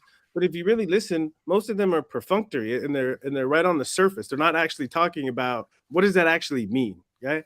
And so to make it simple, okay, like at the formula that creates a mental health crisis, okay, is you have two really powerful desires inside of yourself that are conflicting with each other. And if you can't figure out that conflict, eventually that tension builds to a point where you crack. All right. And so the pressure, all right, and especially after last year, Tua balled, right?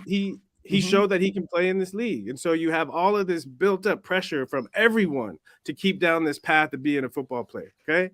But even deeper than the money and all that stuff is the survival instinct, you know? And if you really like think about it and you do the math, right?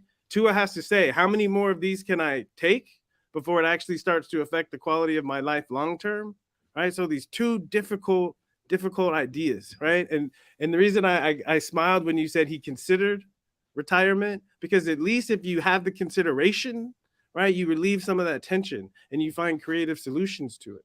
Because, right, that's a difficult position to be in. And we talk about it in the media, but imagine the one having that experience and having those two desires inside of you moving in opposite directions. Ricky, I tell them all the time that we have those conversations a lot when you play football. Like you go through an 8-10 game stretch and it hurts to get up. And you always say, man, how long can I do this? And then you're not hurting on Friday and you're like, game time. Yeah, exactly. And you struggle. And then the off season, I remember the off season when I first got into the league, my off season started in the middle of January.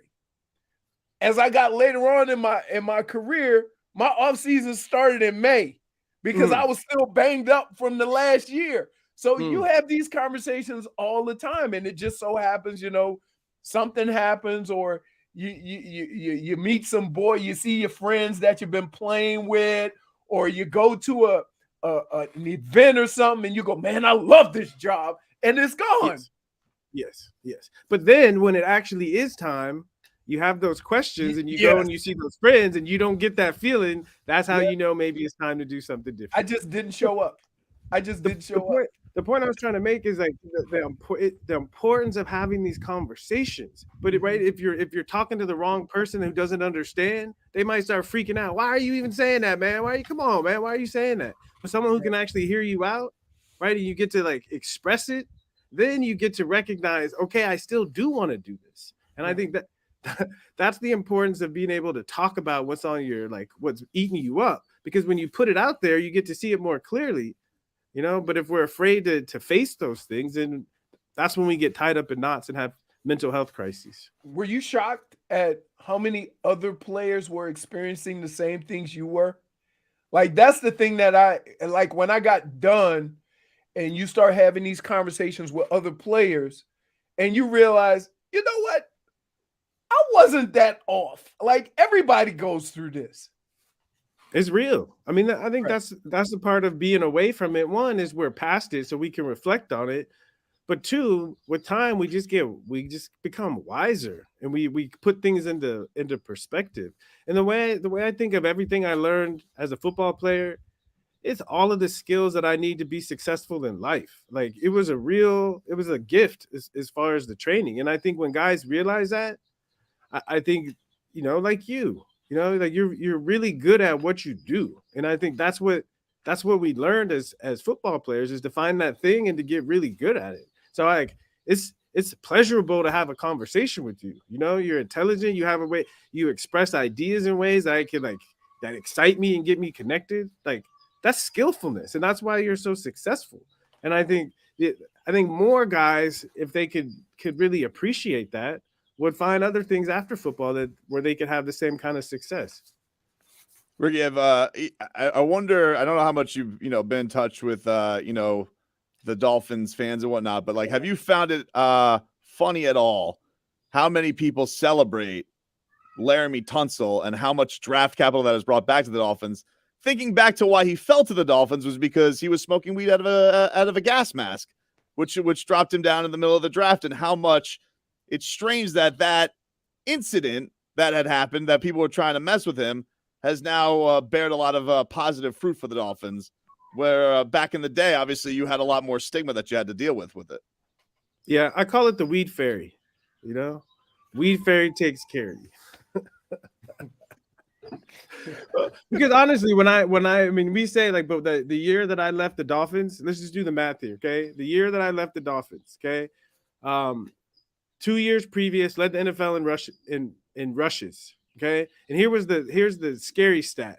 The rushes were going up and the total yards were going down. Okay. That was the trajectory. So I was this third year, if on that same trajectory, the carries were going to go up again and the yards were going to go down, which meant my body was not going to make it through the season. Okay. Right. And the Dolphins that year were like won 2 games. Okay. So and I'm not saying if I would have been there, they would have won more games, but winning those games would have been on my back, and they weren't willing to take care of me. So the weed fairy saved my ass.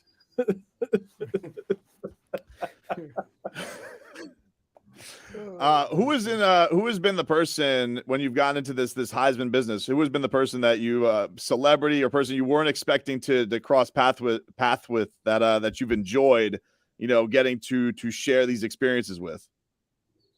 That's a good question. So be real. So when I was a kid, growing up in San Diego, I was a big Cypress Hill fan, and he's been an advocate for cannabis for a long time. And even as a kid, I wasn't consuming cannabis, but I really appreciated the music. And so to be able to go on my path and to be sitting on panels next to Be Real, and just to take someone who represented something to me as a child and to be like next to them sharing this experience with cannabis, it's just cool. Did you cross paths with D Wade recently with this? I did. Well, so we have a lot of mutual friends from our time in Miami, and when I was living in LA, he was a neighbor, lived about 30 minutes away, and so we bumped into each other a little bit. And he's taken a step into cannabis a little bit, and he's even willing to talk about the benefits that he's experienced. And like D Wade's a smoker now, so it's been cool to see guys like when they leave the league and they're not threatened by these drug tests, and they're in pain and trying to figure stuff out, and they find something that works for them. This is really cool to see. Well, we always appreciate you giving us some time, man. Ricky, you got anything coming up as far as with Heisman that you want to promote or plug before we get you out of here? Just we're coming to a state near you, and I'm flying out to Florida next week to shore up that relationship. So yeah, look out for us. Next time we come over to your house like this and we sitting on the porch, I want some sweet tea. You got it. All right. It's right over there in the sun. Getting ready for All right. We appreciate the time, Ricky. Thank you so much. Thanks, Ricky. Yeah, thanks for having me. There you go, Ricky Williams. That's my dude. I see that, man. You think he waked and baked right before? Yes, without a doubt. It's 9 a.m. He was out on the porch. Without a and doubt. baking. Without I mean, if you had a rocking chair and that beautiful view, would you? And by the way, I would say, I'm sorry, Leroy. D Wade is his neighbor, but he's 30 minutes away. He used to be. He said he said they moved. He said because I think he moved to another part of Cali. Yeah. What kind of neighbor do you have if he's 30 minutes away? That's not a neighbor. That's California. I guess that's LA traffic. That's a lot of acres. It's a lot. Yeah.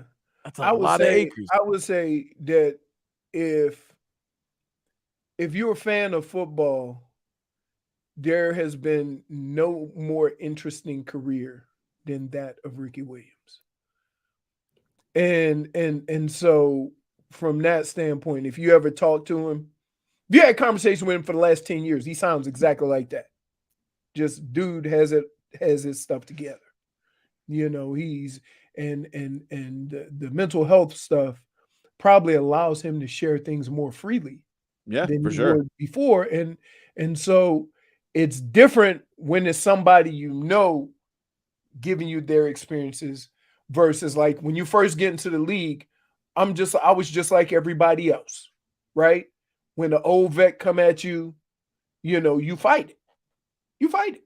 You say, hey, this is what you're going to go through. This is one, you're going to feel this, pain. You're going to be sore after these 2 days right here. And I'm like, whatever. Yeah, the old love giving life lessons. But you know what? And here's the deal. It took me a couple of years to realize that the guys that I was sitting in the room with, like Kevin Mack and Eric Metcalf, and guys like that, Bernie Kosar, the guys I was sitting in the locker room with were looking out for me. You as a young guy, when an older guy come talk to you, you think there's some ulterior motive. Oh, he's just coming at me because I'm better than him or something like that, right? And it took a couple of years to realize that, guys like Ernest Binder and Bernie and Webster Slaughter and Reggie Langhorne and Ozzie Newsome, those guys wanted me to be the best version that I could be. It took a couple of years to realize that they were looking out for me. Thanks again to Ricky Williams for joining the show. Get to a little cat talk coming up next. 2 big playoff games last night, 2 big stories.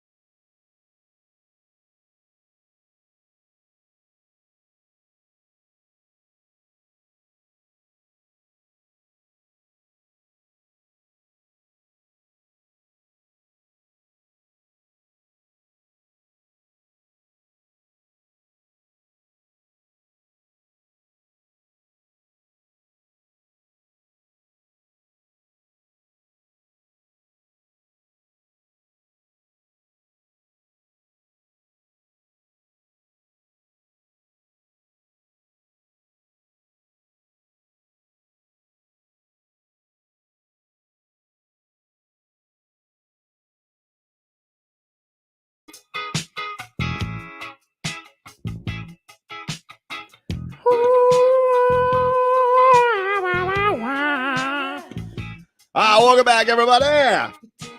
Tobin and Leroy here with you on 560 WQAM. Thanks again to Ricky Williams for joining the program. Thank you to J-Fig for joining the program. Hello, Jennifer. Hey, where's your swim partner?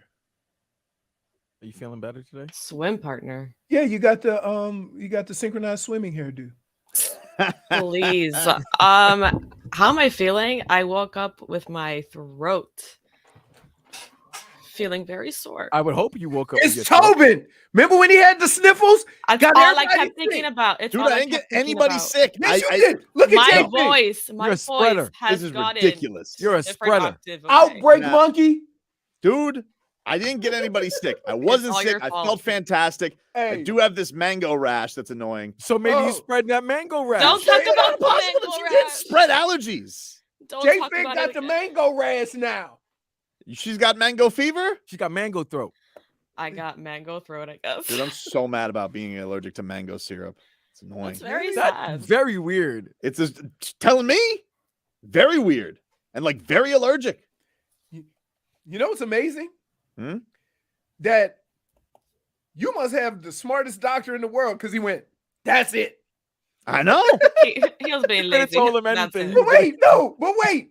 You know, they give you medication that pretty much covers everything. So even if he was wrong, the medication they gave you would have nipped anything I that know, you dude, but are allergic to in the butt. I've only gotten this twice, and it's from cutting the mangoes. They gave So you here's tussin. an They gave interesting you some concept. tussin. Hold on. Here's an interesting concept. Hey, get that red tussin. That red tussin work for allergies. Red tussin works everything. It works. Hey, It cures all. Here's an interesting thought. Mm. If you only get this rash from messing with mangoes, why don't Stop you leave the messing with mangoes alone? It's a fair point. I just wanted to get them off the power line. They were getting a little too low. You don't have a lawn Okay. guy? I just wanted to take care of it myself. And now you got the mango rash. Schmeeth and Schmolnick says Tobin would be the worst superhero. His kryptonite is a damn fruit. Yes, Batman. Yes. So let me explain. So I had a very similar situation. So not allergies or nothing, Mm-hmm. but we were moving some stuff out of the back of the yard because you know when it gets windy, those little pond fronds fall all over the place, right? Mm-hmm. So we were pulling them. I lift one up, snake. Oh man. So guess what I You're did? out there. I put it back down. I said the lawn guys will get it. That's what I'm saying. Like, Dade South is right though. I'm grateful I'm not allergic to maple syrup. I love pancakes. dude, Delicious. guess what I had this morning? And I haven't had it forever. And I realized why I haven't had it in forever. Was it another pasta? So I got my no, it ain't pasta. So I got my eggs, 3 eggs over easy with a sausage and some toast. And I said, you know what? You know what's catching my eye on this menu? French toast. So you got some French toast? I got some French toast. How'd it go for you? No. You put some not syrup on it? I would have never guessed that. Did I? And it didn't do it for you, huh? It didn't do it for me. How It about didn't that? do it for me because it's like bread. Like that's why I like waffles because the waffles got the little crunch. So when you butter it up and put the syrup on and you go ahead on and the crunch, yeah, that's delicious. But not just bread. Like pancakes is like bread. 560, you're on the air. What's your name? You there? Yeah, this Chapo. What up, Chapo? I'm a man of our people, all right? This ain't no Richie from Boar's Head. This ain't Vlad. This ain't Brad. This ain't none of those guys, all right? I love how you called me Look. the Spanish version of my name, Blad. Hey, you my guy. I love I you, think Vlad, he's but go to also hell, probably though. talking about Brad that's on tap. Hey, listen. Respectfully go to hell. Yeah, I called you Vlad, and I called the guy on tap Brad, just for the record. You know what I'm saying? But look, I had to just get this off real quick because y'all got these New Yorkers on the line every day. This is a real Dade County Chico. I just got to let it be known. Y'all got the dub. I'm going to take the L like a man and women. J-Fig, shout out. But let's be honest. Y'all barely scraped past the Sioux Falls Sky Force. Okay, Right? you're right. And we still, and you lost. Okay, we're going to You're you going took- to Miami. like You I won said, Like I said, you got the dub. A win is a win. I give you that. We But took the L. but you're not giving me the dub. That's the thing. You're No, giving you me got a the dub, dub. and it's like No. It doesn't really feel like 1-1. You gave us a dub, like, Hold on, yesterday hold too. on, Vlad. All due respect, as a Knicks and Jets fan, I got respect for you because these other clowns that are running around Madison Square, climbing on light posts like Spider-Man, that shit's sorry. Dump 'em. That's ridiculous. Yeah, you're banned, Chapo. yeah. Well, Don't curse on the air. I can't co-sign those Knicks fans. They're not. They're Knicks fans that have been born maybe 20, 22 years ago. So they You don't think they're really TikTok know. Nick fans? They're a little, the Bing Bong. They're there for they're just there for the clicks. No. That's just that's just Hey. they just been born. They just They don't know been nothing used to about them 90s Knicks. They don't know it's all about Hart. It's all about so they don't know. That's why when you saw the former players from that time, from our last heyday. Yeah, I wanted to ask you about this. I wanted your ruling on this. Hey, Go ahead. yes. Go Hold ahead. on. Go ahead. I don't know if are you gonna ask the same thing as me. I don't know if you are. Carmelo? Yeah. What about Melo? They put him up as a Knicks legend. He is. Is he? Yes, he is. Like with Bernard King, with Patrick Ewing, you consider Melo on that level? Yeah. Really? Uh-huh. Why? He won one playoff series. Because he was the only superstar that actually had the cojones to come to New York. That's the only reason? And he held it down. Say what you want about Melo. I mean, he didn't hold it down. No, he did because he never ducked from the media. He was always up there talking whether they won, whether they lost. He was a pro's pro. Yeah, he was a pro. He put everything on him, and at the end, you respect the man who, even if it's not if it's his fault, he was accountable. It's the same. I mean, he would have been. You more... love guys here, whether they're a superstar. When things are good or things are bad, they're up front and they take everything. And that was Melo.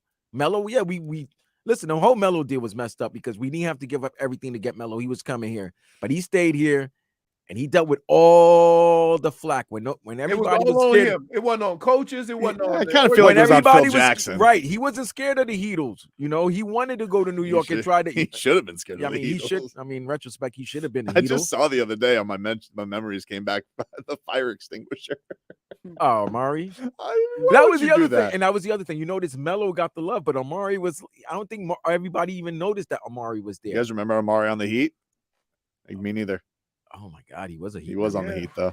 Yeah. So that's the only reason why. So Wasn't they he still hold playing Melo basketball at the JCC? Nah, can't rule it out. Yeah. I'm not positive. Is he so like I guess that's a New York thing, right? Because when we look at that and they put Knicks legend, I'm like, he shouldn't be in the same breath to me with Patrick Ewing. You see what I'm saying? Bernard King. But it's a little difference there because they were actually drafted by the team, and he was more of he was a free agent, the big free agent signing that went to New York. He didn't go there. They traded for him. Well, they traded for him, but he was going to go there regardless. But they traded for him. But I mean, he's not like he's not on the level of like Goran Dragic, who's a Heat legend, Well, so let me ask. So Goran's a Heat legend? Heat legend, dude. What are you talking about? He led the Heat in scoring in a playoff run. They won multiple rounds. He got to the finals, and then he got hurt in game one. So he's absolutely a Heat legend. So he's more of a legend than Tim Hardaway? If he would have won the title, I think he would have passed Hardaway, but he didn't. See, Vlad, I'm gonna say this, and I'm gonna say this because I keep it real. We got so used to having Goran in the lineup that we forgot how long he was there and his impact. We just counted on him for certain things. Goran, right? this is the thing I give Gogi love for, because Gogi was supposed to be here as the final piece next to Wade and Bosh, and it's the day after he got traded here, Bosh got sick. So, he never really got to be that final piece up until the year they made it to the finals against the Lakers, and then he gets hurt game one. Foot. Goran is a Heat lifer, not a Heat legend. Well, let me tell you, Jumbo Jimbo, if I can call you that. You're wrong. You're wrong. You're just simply wrong. You're just simply wrong. That's Florida Bing Bong. We'll get to some cat talk coming up. We kind of ran out of time here, but it's going to be brought to us by our friends over at Celsius. Hockey fans, don't sit this one out. When it's game time, make Celsius a part of your play and get that energy up.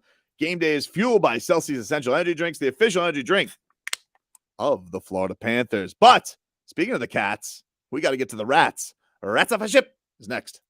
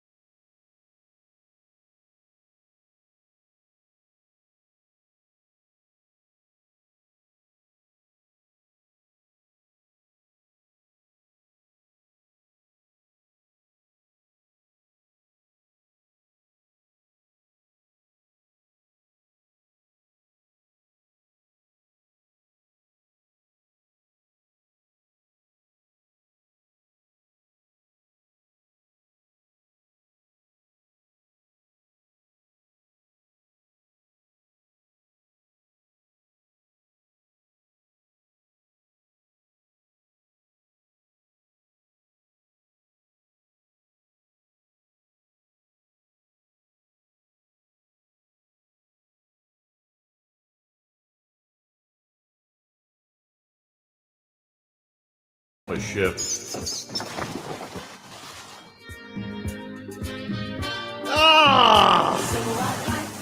Welcome back, ladies and gentlemen. It's time to get to our favorite Wednesday game.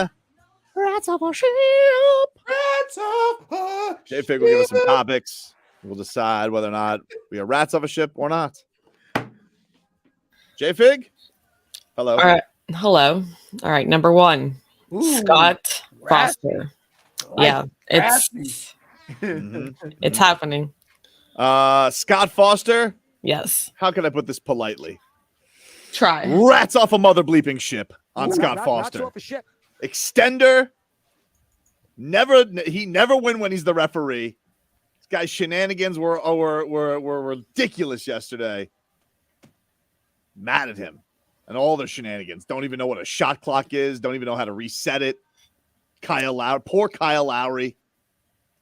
Oh, now it's poor. Oh, Manly, my right? God, low dog. No Here. respect. No respect. And then you have this Josh Hart walking up the court, blowing kisses to Scott Foster. Mwah. Thank you, Scott. Mwah. Rats off a ship. Leroy?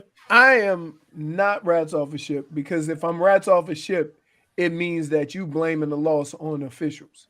And I refuse to do that as a competitor. I just refuse to do it. So from that standpoint, even though he may have some responsibility in it, I put it solely on the team and the players and not the officials because they were getting some bad calls too. Maybe the official just bad. Bums. J-Fig, what about you? Taking my L like a man. Good for you. Well, look, Leroy, I am a woman.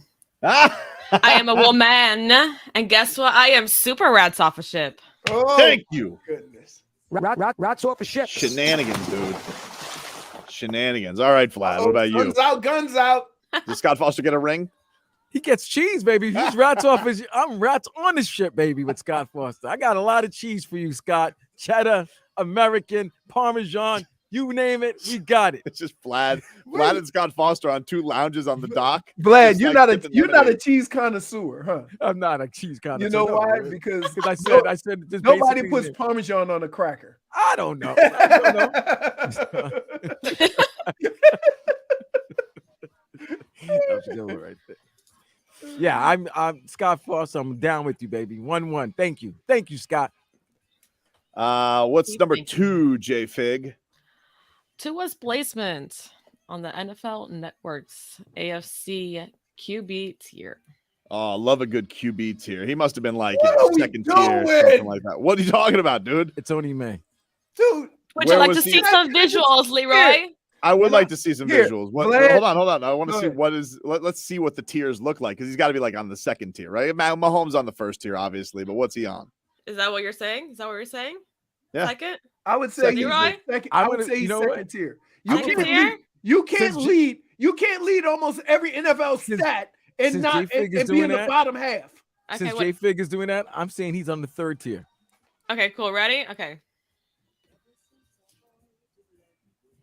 6th tier. What? Wow. 6th tier out of 7? That's crazy. So they only have him above the rookies? Wait, they got Herbert above him? Wow.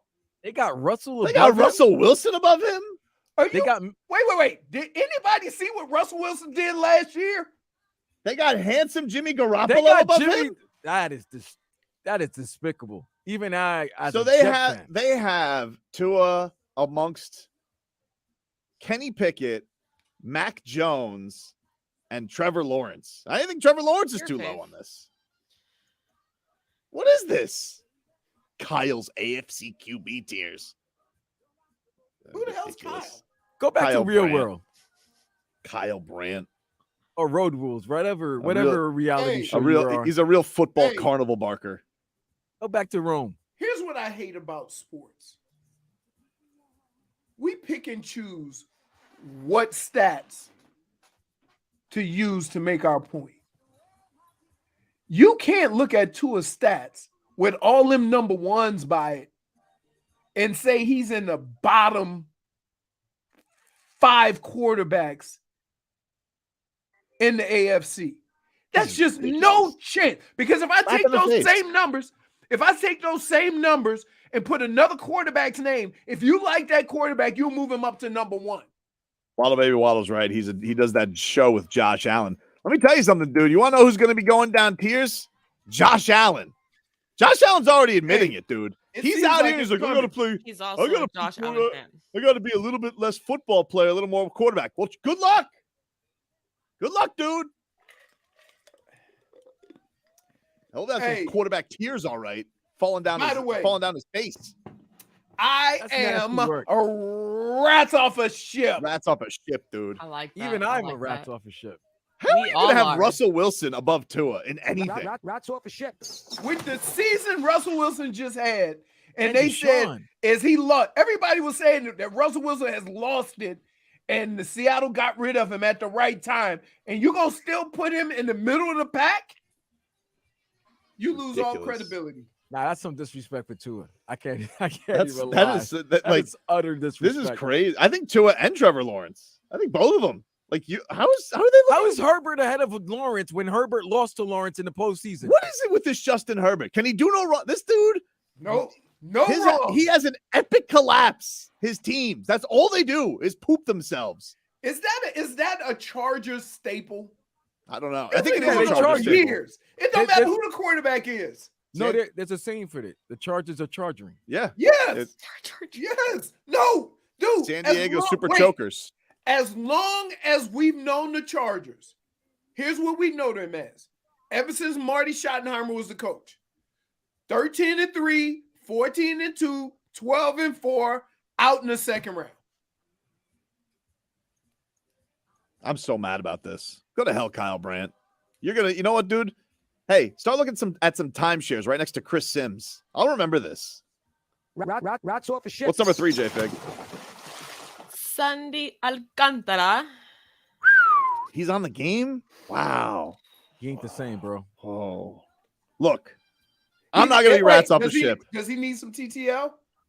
I can't give TTL after a Cy Young season. I got to give him until at least until June. You're picking and choosing, dude. Dude, he can't get TTL. You're picking and choosing when to be patient. He can't get TTL. He can't have the. It's not that, Leroy. He's got the heat wave and cat fever. That's why. So they it definitely helps as a distraction. They're distracting him right now. If the Heat and Panthers weren't playing so well, TTL. I can't deny that. I can't deny that. He'll be on him. I can't deny that. It'll be like the cherry on top for him. I have a real shiny thing distracting me. I have Jimmy Butler. I have Carter Verhaeghe. I have Matthew Tkachuk. They're all distracting me. I would say this, even though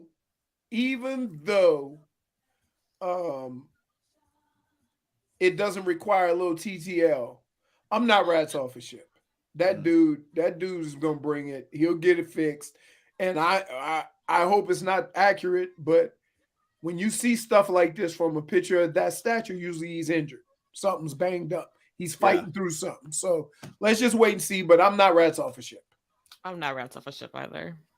All right. What about you, Vlad? You were in person watching this yesterday. I'm not wrapped off a ship. Not yet, though. But one more outing like this.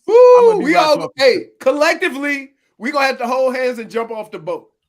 Yeah, because this was yesterday was bad. Because the Braves didn't really hit him well. But he didn't pitch well just to keep the team in it. That's the thing that's been frustrating. Like, he had the one game where he got really tattooed. But he's mostly just been wild. Like, and that's the thing that's crazy is he's the most efficient pitcher in the league. Right. I mean, the complete game he threw, he barely had 100 pitches. Crazy. Last one, J-Fig. What's our last topic on Rats Off a Ship today? John Jones retiring after his next fight. Yeah, I saw him say this. He says he's going to retire after fighting Stipe, unless Francis Ngannou comes to the UFC, which apparently is not going to happen because Dana White's banned him. So apparently we're going to get John Jones's last fight against Stipe. And I'm rats off a ship on this. You just got back, bro. You just got back. How you've been retired for 3 years.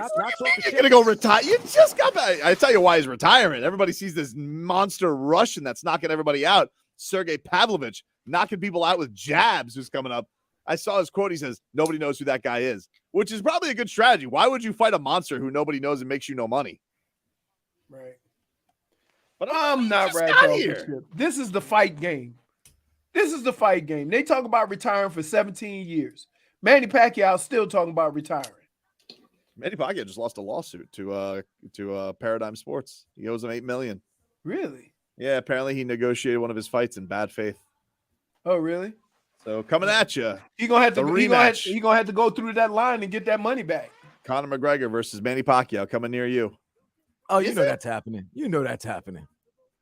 I don't There is know. no way Conor McGregor could beat Manny Pacquiao. No way, dude. No way. He'd have that giant steroid injected face.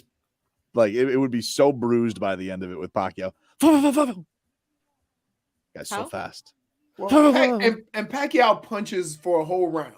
I've never seen a guy punch as much as him. How loud was that building when he put Keith Thurman on his ass? Oh man, That place man. went crazy. Wait, Vlad. One of the great things, and one of the terrible things about interviewing fighters. When you interview a fighter before a fight, you start feeling it. Thurman had me. Oh, they could talk a good game. Thurman had me. Thurman can talk. And it didn't last 30 seconds Before he was on his ass. before he was on his ass. I was like, wow. What about you, Jay Fig? Where are you with John Jones? I'm swimming. Yeah, he just got back. What do you mean you're retiring? You gonna retire this summer? You owe me some fights, John Jones. You owe Tobin some fights. He owe me at least, I need to see at least 4. I'm not rat off his ship on that. You know why? That's just his way of getting more money. That's it. You might not be wrong. That's just his way of getting more money after the success of that last fight, which was really quick, by the way. Oh, it was amazing. But it was amazing, but it was a quick fight. And he won that, and he won the title. So now he's the big man on in the UFC. So yeah, I'll fight Stipe. And then if I win this, guess what, Dana? You guys, you bought WWE, so I know you got money. You know, come on, You know what's fill crazy? my pockets and wallet. You know what's crazy? Even without a title, he gets everything, right? That's all we've been talking about. When is John Jones fighting again? When is John Jones fighting again? When is John Jones fighting again? So the fact that him having a title, like it might add a little juice to the UFC, but to the fans, to the people that like watching John Jones, it don't matter. They just want to see him fight. Close it with this. Dade South says that Tobin is Manny Snackiao. I got this. WQAM broadcasting live from the Ed Moore Sog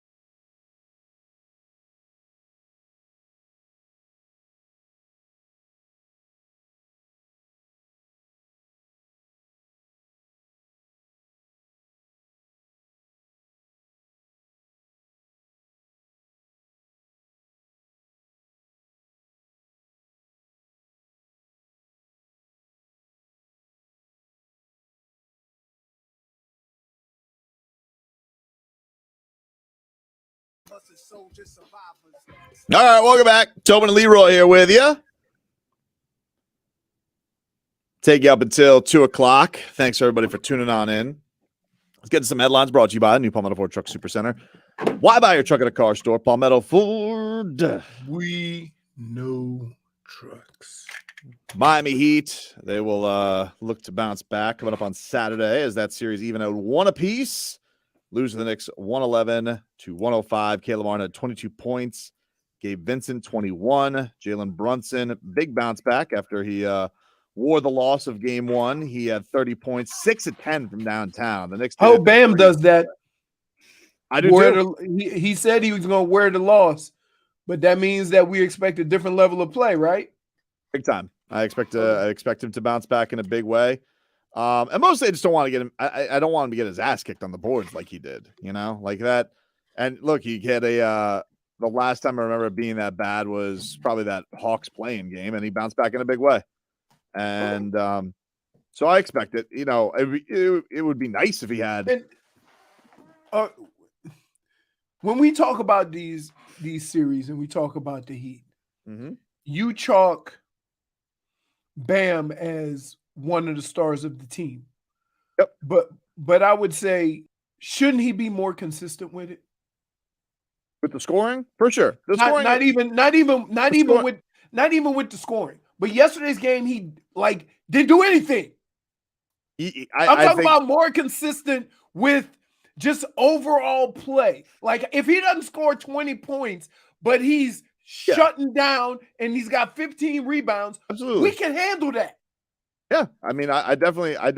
That's the thing that frustrated with the fourth. I thought that he was playing a fine game before that. He got Mitchell Robinson in foul trouble. He was at a good pace, but man, that fourth quarter. Do you have Vlad? Do you have the clip on him where he said where the everything swung? Bam said the team was still being in the fight for game 2, but it swung on that Hartenstein play. Those are the ones we need to have. Those are the ones that, are the turning point for the game. And, watching film, we're going to regroup and figure out what went wrong. And, I know what went wrong. The turning point was me running in the, what's his name? Isaiah. And Brunson got the and 1-3 technically. So, yeah. So there you go. Hey, isn't it weird with a last name like Hartenstein, that your first name is Isaiah? No, it kind of fits. It fits. Yeah? Yeah. I don't know any white Isaiahs. I'm going to just put that out there. They're usually part of a group. So he's Jewish? Yes. Okay. They must love him. First of all, intangibles motor. Look, this is not offensive to anybody. I'm just merely asking the question. He spells it Isaiah. He doesn't spell it like Isaiah Thomas. He spells it like Isaiah Thomas. Isaiah Thomas, the Hall of Famer. He spells it like Isaiah Thomas, little Isaiah Thomas. So my question is he the tallest besides converted Jews? And I mean you mean outside of Amari? Yeah. Tallest Jewish basketball player? I don't know. I don't have those numbers on me. I don't know. We would have to look. I know that he was number 1 in intangibles yesterday. Oh, dude, on the ground, hustle. So annoying. Rebounding. No, he willed that game. I thought that he was definitely the swing point. Bam's his right. effort was unmatched. And I would say this. If there's one thing that would drive Spo crazy, it is the intensity that is unmatched. Yep. Right? For sure. You can deal with guys shooting the ball well or not shooting the ball well, but you need to match their physicality. You need to match their hustle. You need to match their want to. And his was unmatched. Do you have Ron Rothstein after the game yesterday? Ron was on Bally Sports Sun, and this was his breakdown of the Hartenstein pick that he set on Bam. Bam ran through it. Jalen Brunson hit the 3. They counted. Shouldn't have. According to Ron Rothstein. But if you watch the replay, see, again, Hartenstein was screening in the rotator. Bam was the next guy in rotation, had to get out on the shooter. So Hartenstein, they call it pinning in, okay, as he slides across. Now watch what he does on the pass. He headhunts Bam. Stop right there. You hold it. Stop the tape. Now, stop the tape, the Ralph. ball is down around Brunson's knees. There's no way when this contact happened, he's in an upward motion. And that's the ruling. If you're not in an upward motion, it's no basket. Roll it. After the contact is the upward motion. That basket should not have counted. Man, that's a breakdown from Ron Rothstein. Damage is done, though. But I appreciate it, Ron. You make me feel better, dude. That music is very intense. Sounds like I'm about to go take on. They did play some intense music. And then you know, listen, and the most excited he will ever get, right? Stop the tape. Stop it. Stop it right there. Stop it there. Who's There's the guy? contact right Ralph? there. Everybody knows who Ralph is, right? I don't know if Ralph was the OG Ron's real rewind producer. I don't know if he's still the producer or not, but Ralph, stop it. It's like, Ron, you don't have to say who the producer's name is. But that's a coach. Like, I'm sure that's what he's doing in the film room because that's why I love him so much. Stop the tape. Hey. So hold it right there.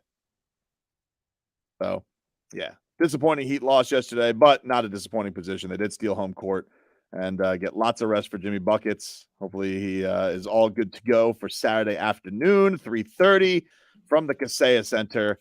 And looking forward to that. Eric Spoelstra, he was confused by Caleb Martin's shot clock, getting a shot clock violation on a ball that hit the rim. But, different rules, Crazy. I just don't understand. And here's what drives me crazy about officiating. There's certain things that you are on the damn court, on the field, wherever it is, because you're the expert at seeing these things. If a coach can see it 30 yards away, why can't you see it looking at the damn rim? I also don't understand what this arbitrary thing of like, last 2 minutes we can review that, but not the last 3 minutes. Like, what? So your incompetence is accepted, right, and can't be corrected. But if it's inside of 2 minutes, we'll fix it. Right. Crazy to me. How? Like, here's my example. Okay, make this make sense to me. Okay, how is it that Max? No, just hear me out. Hear me out. I think I make a logical point. I'm not doing this. I'm not doing Heat fan bagging. All right, I will rank last night why the Heat lost. Hartenstein, Brunson, Bam's no-show, then Scott Foster. Okay? So I'm not making it first. I'm making it fourth. If you list those 4 things on Saturday, they're going to lose again. Perhaps. We'll have Jimmy, on top. Anyway, hear me out on this. How is it that Max Strus can have a 3-pointer waved off in 15 minutes of real time, and Mike Biamonte can come over the microphone and say, "That Max Strus 3-pointer from 4:18 in the third quarter, our bad. Turns out he was out of bounds. Waved off." How can that happen out of nowhere? And yet, they're like, "Oh, it touched the rim? We missed it?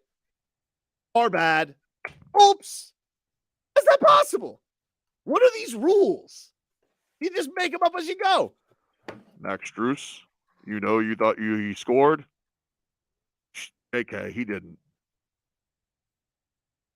But with Hart, with the shot clock violation, they're like, they can't go back and say, "Never mind, Gabe Vincent totally deserves those points." It's crap. Anyway. When I knew something was up? No Knicks yelled anything. Right? Usually, if that's a shot clock violation, yes. How much of the hustle was Spo doing last night for the travels? He was working it last night, dude. He had some tired arms. Spo's like, he's walking all over the place. Anyway, take a break. Back after this. WQAM broadcasting.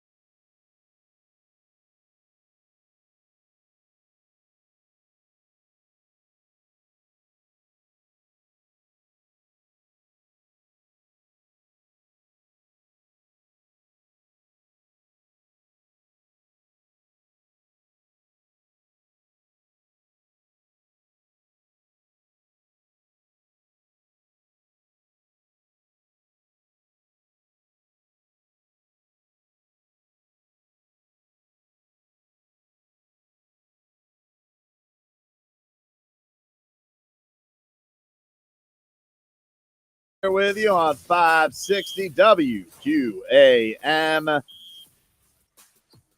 Guns N' Roses fans, how would you like to go see your favorite band on their tour? You pick the city, and we'll give you 2 nights in a hotel plus a $200 gift card.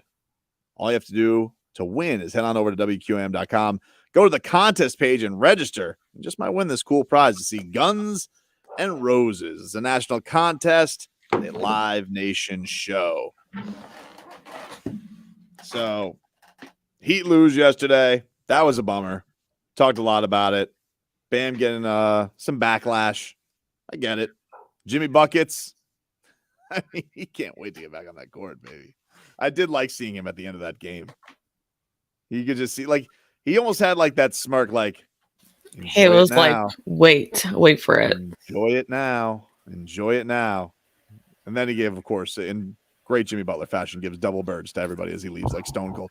He is a lot like Stone Cold Steve Austin.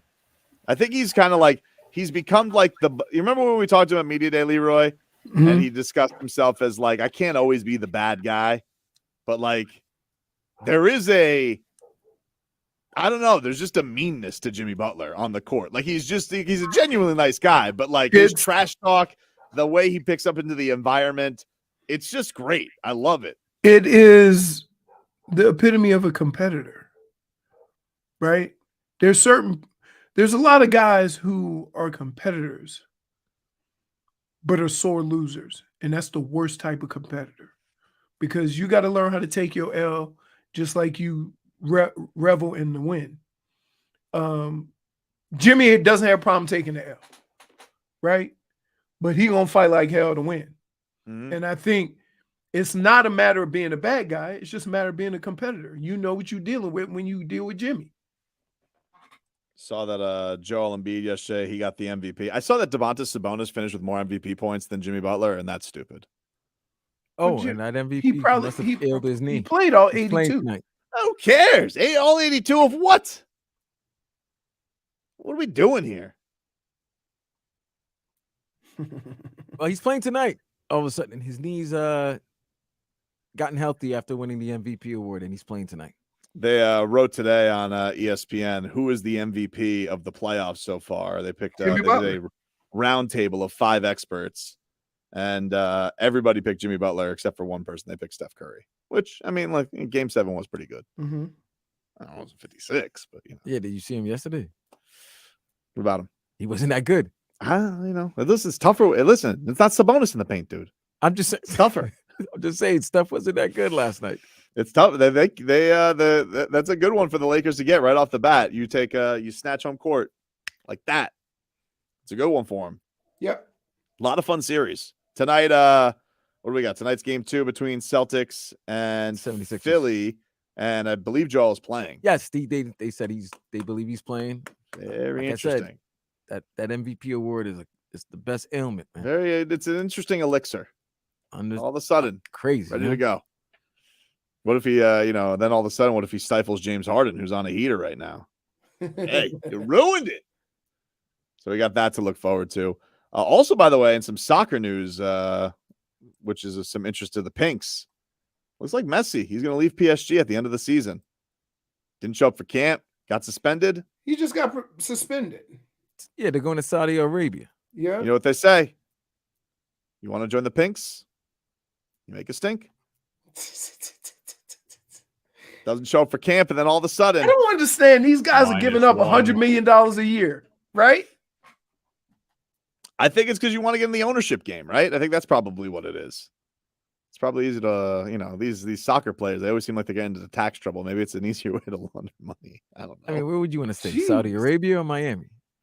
I don't know. I mean, I would say Miami, but, I know that they had to bend some rules for Ronaldo to go over there. $200 million. You'll bend some rules. You'll bend some rules. He goes, listen, I'm not going to marry her. He goes, it's all right, Ronaldo. You do what you got to do. No one's going to say anything. But, he's apparently got an offer from Saudi Arabia, and apparently they say that Messi is aware of the interest from his former club, Barcelona, and, of course, Inter Miami. There has been a lot of Inter Miami, fodder out there, especially reported by Mike Ryan from the Levitard show. He's like soccer insider. So, Right. you know, maybe he is. Maybe this is on the table. I mean, he's got the thing with the Hard Rock too, right? So that'd be cool. Be a game changer. Certainly won't have any more 6-game losing streaks. Nope. Get things going. That'd be fun. A nice little addition there. And then we got our Cats. Cats are in a good spot right now, baby. They're dangerous right now, Leroy. They look dangerous, dude. They look really good. Really good. Got Montour doing his thing. Carter Verhaeghe. The Kachuk. Sergey. Oh, my God. They didn't want you, Sergey. They didn't love you. They loved the Lion. Look at you. Wasn't there a rumor yesterday that the Lion was supposed to start game 1? Yeah, they explained it on the broadcast. Apparently what had happened was Bob's very routine oriented, right? And so that's just what the routine has been. Lion's been going off first. But typically if you skate off first as goalie in morning skate, that means that you're starting. And for whatever reason, because of the routine, Lion's been going off first, and they've just been rolling like that. Goalies are weird. I mean, it's just a known thing. Goalies are just weird. They only associate with goalies. You know, they're just in their own little head. They got their routine. You don't mess with them. It's like when the pitcher's throwing a no-hitter, right? Except goalies are like, I mean, they're the most protected person on the ice. Yeah, but they might be the second most important position in all of sports when it's very lonely in the postseason. Yeah, it's very lonely. Yes. If you're getting lit up like a Christmas tree and they just like, what's sadder than the goalie getting? I guess maybe a pitcher getting. No, I tell you what's sadder. When your goalie's stopping 61 shots and some like Ricky Dink deflection goes in and you lose 1-0 or 2-1, you're like, I don't even understand, because like his thing is like you got to get stops, but like you'll have to stop a shot 100 miles an hour and then slide, make sure the rebound doesn't go right into somebody's stick to come back at you at another 100 miles an hour. Good luck. Oh yeah, and it just, you know, any more pressure of having it in overtime or double overtime where you know sudden death, any goal, it's over. That's not pressure for those guys. Nah. They're not getting shot by pucks going 120 miles per hour. It really is. Like, it's one of those things you just have to put it behind you immediately. Like, whenever, if you have, you know, if it's not sudden death, obviously, then you're going to dwell in it all off season. But when you do have some extra life to go to, you know, it's a fascinating thing, a really fascinating thing. But the Cats are playing with a swagger right now, man. What is it? This is now 4 straight they've won ever since going down 3-1, and take out Boston. You go right into Toronto. You take that first game. They got them believing right now, man. Matthew Tkachuk has led the way. He has told them. Nobody thought we could do what we're doing, except for us. It's Goosies. How could you not get the Goosies from that? No, that's not the pucks. It's a beautiful thing. Goosies galore. It's Goosies galore, dude. Wax Attack says Bob was MVP last night next to Montour. Montour's been incredible. Another one like Gabe Vincent. Price keeps going up. Gonna make a whole lot of money. Gabe Vincent's gonna make a whole lot of money. I don't know what a Montour makes in hockey. Gabe Vincent yesterday, handsome dude. Was hitting every shot. So he was so good at making shots, they had to make up rules to take away shots from him. Who has crazier confidence? Rio or Gabe Vincent? Because Gabe is getting there right now. But here's the thing though. That Rio, that's all you wanted him for, right? Go in and be Rio. Take the heat of everybody yelling at you. Gabe has a bigger role on this team than Rio ever had. I think it's also a thing like we got so mad at Rio for shooting too much, and they just don't do that with their role guys. They want them to shoot. And that's what the plan, like Kyle Lowry said, look, our plan yesterday was we're going to play zone. We're going to go bombs away. He says, we almost did it. It wasn't good enough, so it doesn't matter. But it was a good effort. Good effort. They tried. I thought it was a fine game plan, but you saw it kind of ran out of them at the end. Once things went, it's tough on that when that plan doesn't start working and it gets broken up by the Knicks making shots and you not making shots.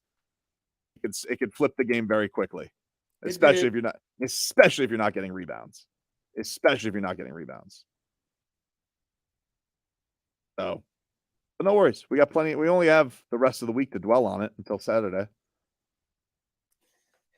Don't worry. You ain't going to let us look. You ain't going to stop. I think today, to make myself feel better, I'm just going to go watch videos of Nikola Jovic getting swole. Then move on. 24-hour rule. That's what we do. Vlad gets his 24 hours to celebrate. So you're saying tomorrow you're not going to be talking about Scott Foster? Yeah, I don't want to hear any. I mean, if he's reference. back for Game 5 and we're up 3-1, I mean, if I don't think that's going to be fishy. I don't know what to tell you. If he is back, if the Heat win these next 2 at home and they go to a do or die game at Game 5, and all of a sudden, poof, magically Scott Foster appears, you tell me if that doesn't smell. Why do you think the world is out to get you? Don't know. The way I am, dude. Well, I mean, you kind of answered your question there, Leroy. He lives in his own world. He does. Another guy who lives in his own world who joined us earlier was Ricky Williams. Yeah. That guy lives in his own world. If you missed it, he joined us early in the show, and it was a fantastic conversation. It was a great conversation. He I felt really us. good listening.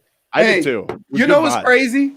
That every time I see him, we basically have the same conversations, except we talk about, other stuff. Here's if you guys missed it, Ricky Williams. He joins us next. The result.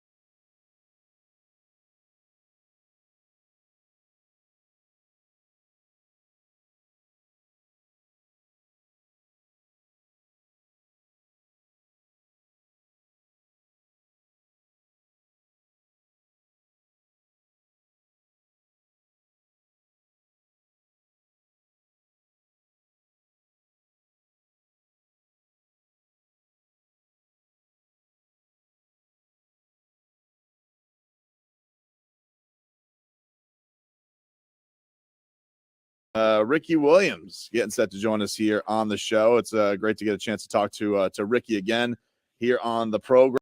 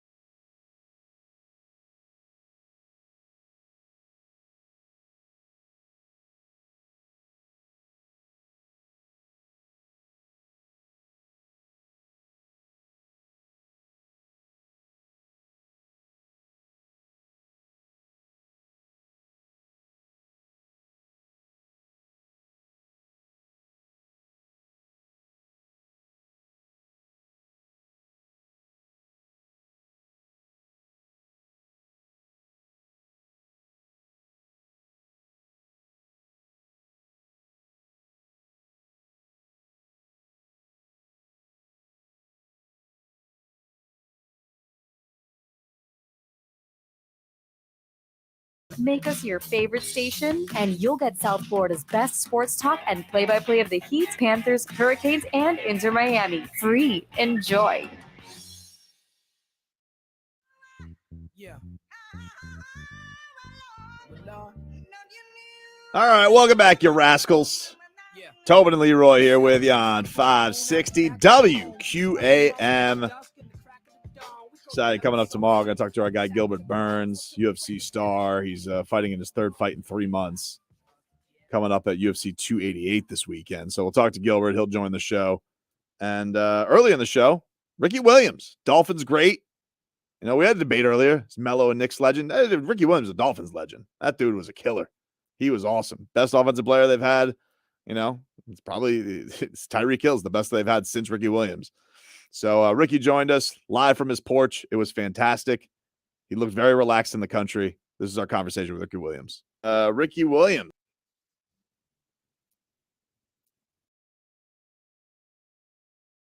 Us here on the show. It's great to get a chance to talk to Ricky again here on the program. Is he all set to go, J Fig? All right, waiting on it. The linking it on in. Hey, there he is. What's going on, Ricky? How are you, man? I'm great, thank you. You look like you in like the Mississippi backwoods making some shine. Something like that. Something like that. Very Good comfortable guess. rock. What do you got? What are you looking upon? You look very comfortable. You got the rocking chair going, Ricky. Yeah, it's out on my porch. It's where I take my meetings, do a lot of work. I'm just really appreciating being out in nature. And I think I was in LA for a long time, and just being like stuck in that grind, you know, I just lost an appreciation for like natural stuff. So I decided to move out to the country and just be closer to nature. I can see it. See it. Rick, I want to ask you a question, because, you know, you being a spokesperson for like mental health, and you trying to get people to understand, you know, the difficulties that people go through with mental health and not being able to share it. You came into the league and it was kind of very awkward for you. It was circumstances and things that you had to do, but you tried to avoid, and you had your own coping mechanism. Did that ever like go away? Did you ever feel like uncomfortable or not awkward doing stuff like that? And when did it happen? For me, it was just part of the growing up process. You know, when I first got into I had ideas about what I thought life should be like. You know, I was naive. You know, I was naive, and then when you're naive, that gets destroyed, and you go through a period of disappointment. And I went through that period, and I struggled through it, and then I grew up. I figured out how things actually work, and through living life, I found my place. And so, because social anxiety just means that it means you haven't found your place. You know, Right. And this is my message about mental health. It's you know, of course, you have to have the courage. It's courage. The courage to speak up and ask for help, the courage to be vulnerable, the courage to put these things out there. And the place that I developed courage was on the football field. You know, like especially college, you get into the league, especially at running back. You look at the defense and you got, man, right? It's you got to get up for it. It don't matter. It keeps coming. And if people would take that same kind of attitude to their mental health, right, then it's nothing to be afraid of. You use it as a challenge to grow and make yourself better, because the reality in life is the only way you get better is by going through challenges. I mean, that's why football coaches make practice so hard. They tell us, we make this as hard as possible, so when you get in the game, you're good. You relax, right? Exactly. And you know, it's funny how it's weird, because there's a stigma in football and professional sports against mental health.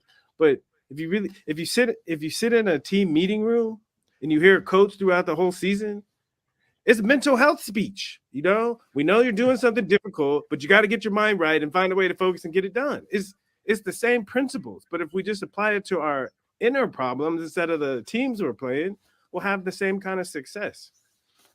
Ricky, did you ever get a response from Roger Goodell on your letter on the Bomani Jones show? Not that letter, but I did get a letter from the NFL about streaming games. Oh my god! So part of my Heisman, my cannabis brand Heisman is we created in the metaverse what we call Heisman House. It's like a smoking lounge where you can come in the metaverse, and we were streaming Monday Night Football games. And somehow word got back to the NFL, and so they sent me a cease and desist letter. They said, if you're gonna stream our games, you better pay us for it. And I was like, all right. Wow. Yeah. It's on free TV. I guess not free enough for them. That's we're charging people. Yeah. Brittany, do you speaking of like the health battle of things with Tua Tagovailoa down here with the Dolphins, he talked recently about, he gave some consideration to calling it a career after all the concussion stuff that happened. Good. What did you kind of make of all that? But it was a scary thing with Tua and the concussions this year, but he's still young and seemed like he was on the cusp of something this year. Like, what did you make of what he went through with that adversity, and would you have stepped away if that was something that he dealt with the concussions multiple times? So this is I think a great example of a mental health issue, right? Because it's easy, and it's mental health awareness month, and so we're able to have these conversations. But if you really listen, most of them are perfunctory, and they're right on the surface. They're not actually talking about what does that actually mean, okay? And so to make it simple, okay, like at the formula that creates a mental health crisis, okay, is you have two really powerful desires inside of yourself that are conflicting with each other. And if you can't figure out that conflict, eventually that tension builds to a point where you crack. All right. And so the pressure, all right, especially after last year, Tua balled, right?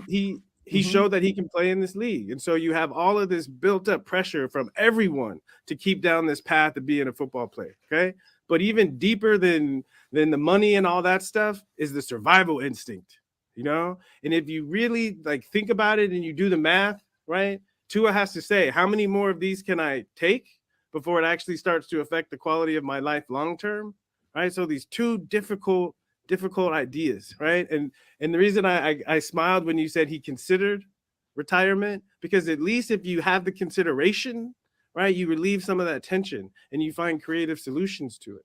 Because, right, that's a difficult position to be in. And we talk about it in the media, but imagine the one having that experience and having those two desires inside of you moving in opposite directions.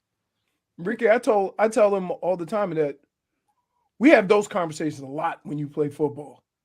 Like you go through an 8-10 game stretch and it hurts to get up. And you always say, man, how long can I do this? And then you're not hurting on Friday and you're like, game time. Yeah, exactly. And you struggle. And then the off season, I remember the off season when I first got into the league, my off season started in the middle of January. As I got later on in my career, my offseason started in May because I was still banged up from the last year. So you have these conversations all the time, and it just so happens, something happens, or you meet some boy, you see your friends that you've been playing with, or you go to an event or something, and you go, man, I love this job, and it's gone. Yes. But then when it actually is time, you have those questions and you go and you see those friends and you don't get that feeling. That's how maybe it's time to do something different. I just didn't show up. The point I was trying to make is the importance of having these conversations. But right, if you're talking to the wrong person who doesn't understand, they might start freaking out. Why are you even saying that, man? Come on, man. Why are you saying that? But someone who can actually hear you out, right, and you get to express it, then you get to recognize, okay, I still do want to do this. And I think that's the importance of being able to talk about what's on your what's eating you up, because when you put it out there, you get to see it more clearly, but if we're afraid to face those things, then that's when we get tied up in knots and have mental health crises. Were you shocked at how many other players were experiencing the same things you were? That's the thing that I when I got done and you start having these conversations with other players and you realize, you know what? I wasn't that off. Everybody goes through this. It's real. I mean, I think that's the part of being away from it. One is we're past it, so we can reflect on it. But two, with time, we just become wiser, and we put things into perspective. And the way I think of everything I learned as a football player, it's all of the skills that I need to be successful in life. Like it was a gift as far as the training. And I think when guys realize that, I think, like like you're really good at what you do. And I think that's what we learned as football players, is to find that thing and to get really good at it. So like it's pleasurable to have a conversation with you. You're intelligent, you have a way, you express ideas in ways that I can that excite me and get me connected. Like that's skillfulness, and that's why you're so successful. And I think more guys, if they could really appreciate that, would find other things after football where they could have the same kind of success. Ricky, I wonder, I don't know how much you've been in touch with the Dolphins fans and whatnot, but like, have you found it funny at all how many people celebrate Laramie Tunsil and how much draft capital that has brought back to the Dolphins? Thinking back to why he fell to the Dolphins was because he was smoking weed out of a gas mask, which dropped him down in the middle of the draft, and how much it's strange that incident that had happened, that people were trying to mess with him, has now bared a lot of positive fruit for the Dolphins, where back in the day, obviously, you had a lot more stigma that you had to deal with it. Yeah, I call it the weed fairy. Weed fairy takes care of you. Because honestly, we say like, but the year that I left the Dolphins, let's just do the math here, okay? The year that I left the Dolphins, okay, 2 years previous, led the NFL in rushes, okay. And here's the scary stat: the rushes were going up, and the total yards were going down. Okay, that was the trajectory. So I was this third year, if on that same trajectory, the carries were going to go up again and the yards were going to go down, which meant my body was not going to make it through the season. Okay, right. And the Dolphins that year were like won 2 games. Okay, so.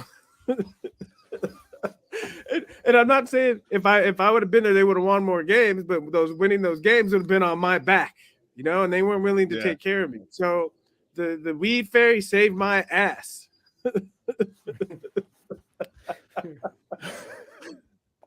Who has been the person, when you've gotten into this Heisman business, who has been the person that you celebrity or person you weren't expecting to cross path with that you've enjoyed, getting to share these experiences with? That's a good question. So be real. So when I was a kid, growing up in San Diego, I was a big Cypress Hill fan, and he's been an advocate for cannabis for a long time. And even as a kid, I wasn't consuming cannabis, but I really appreciated the music. And so to be able to go on my path and to be sitting on panels next to Be Real, and just to take someone who represented something to me as a child and to be like next to them sharing this experience with cannabis, it's just cool. Did you cross paths with D Wade recently with this? I did. Well, so we have a lot of mutual friends from our time in Miami. And when I was living in LA, he was a neighbor, lived about 30 minutes away. And so we bumped into each other a little bit, and he's taken a step into cannabis a little bit, and he's even willing to talk about the benefits that he's experienced. And like D Wade's a smoker now, so it's been cool to see guys like when they leave the league and they're not threatened by these drug tests, and they're in pain and trying to figure stuff out, and they find something that works for them. This is really cool to see. Well, we always appreciate you giving us some time, man. Ricky, you got anything coming up as far as with Heisman that you want to promote or plug before we get you out of here? Just we're coming to a state near you, and I'm flying out to Florida next week to shore up that relationship. So yeah, look out for us. Next time we come over to your house like this and we sitting on the porch, I want some sweet tea. You got it. All right. It's right over there in the sun, getting ready for it. All right. We appreciate the time, Ricky. Thank you so much. Thanks, Ricky. Yeah, thanks for having me.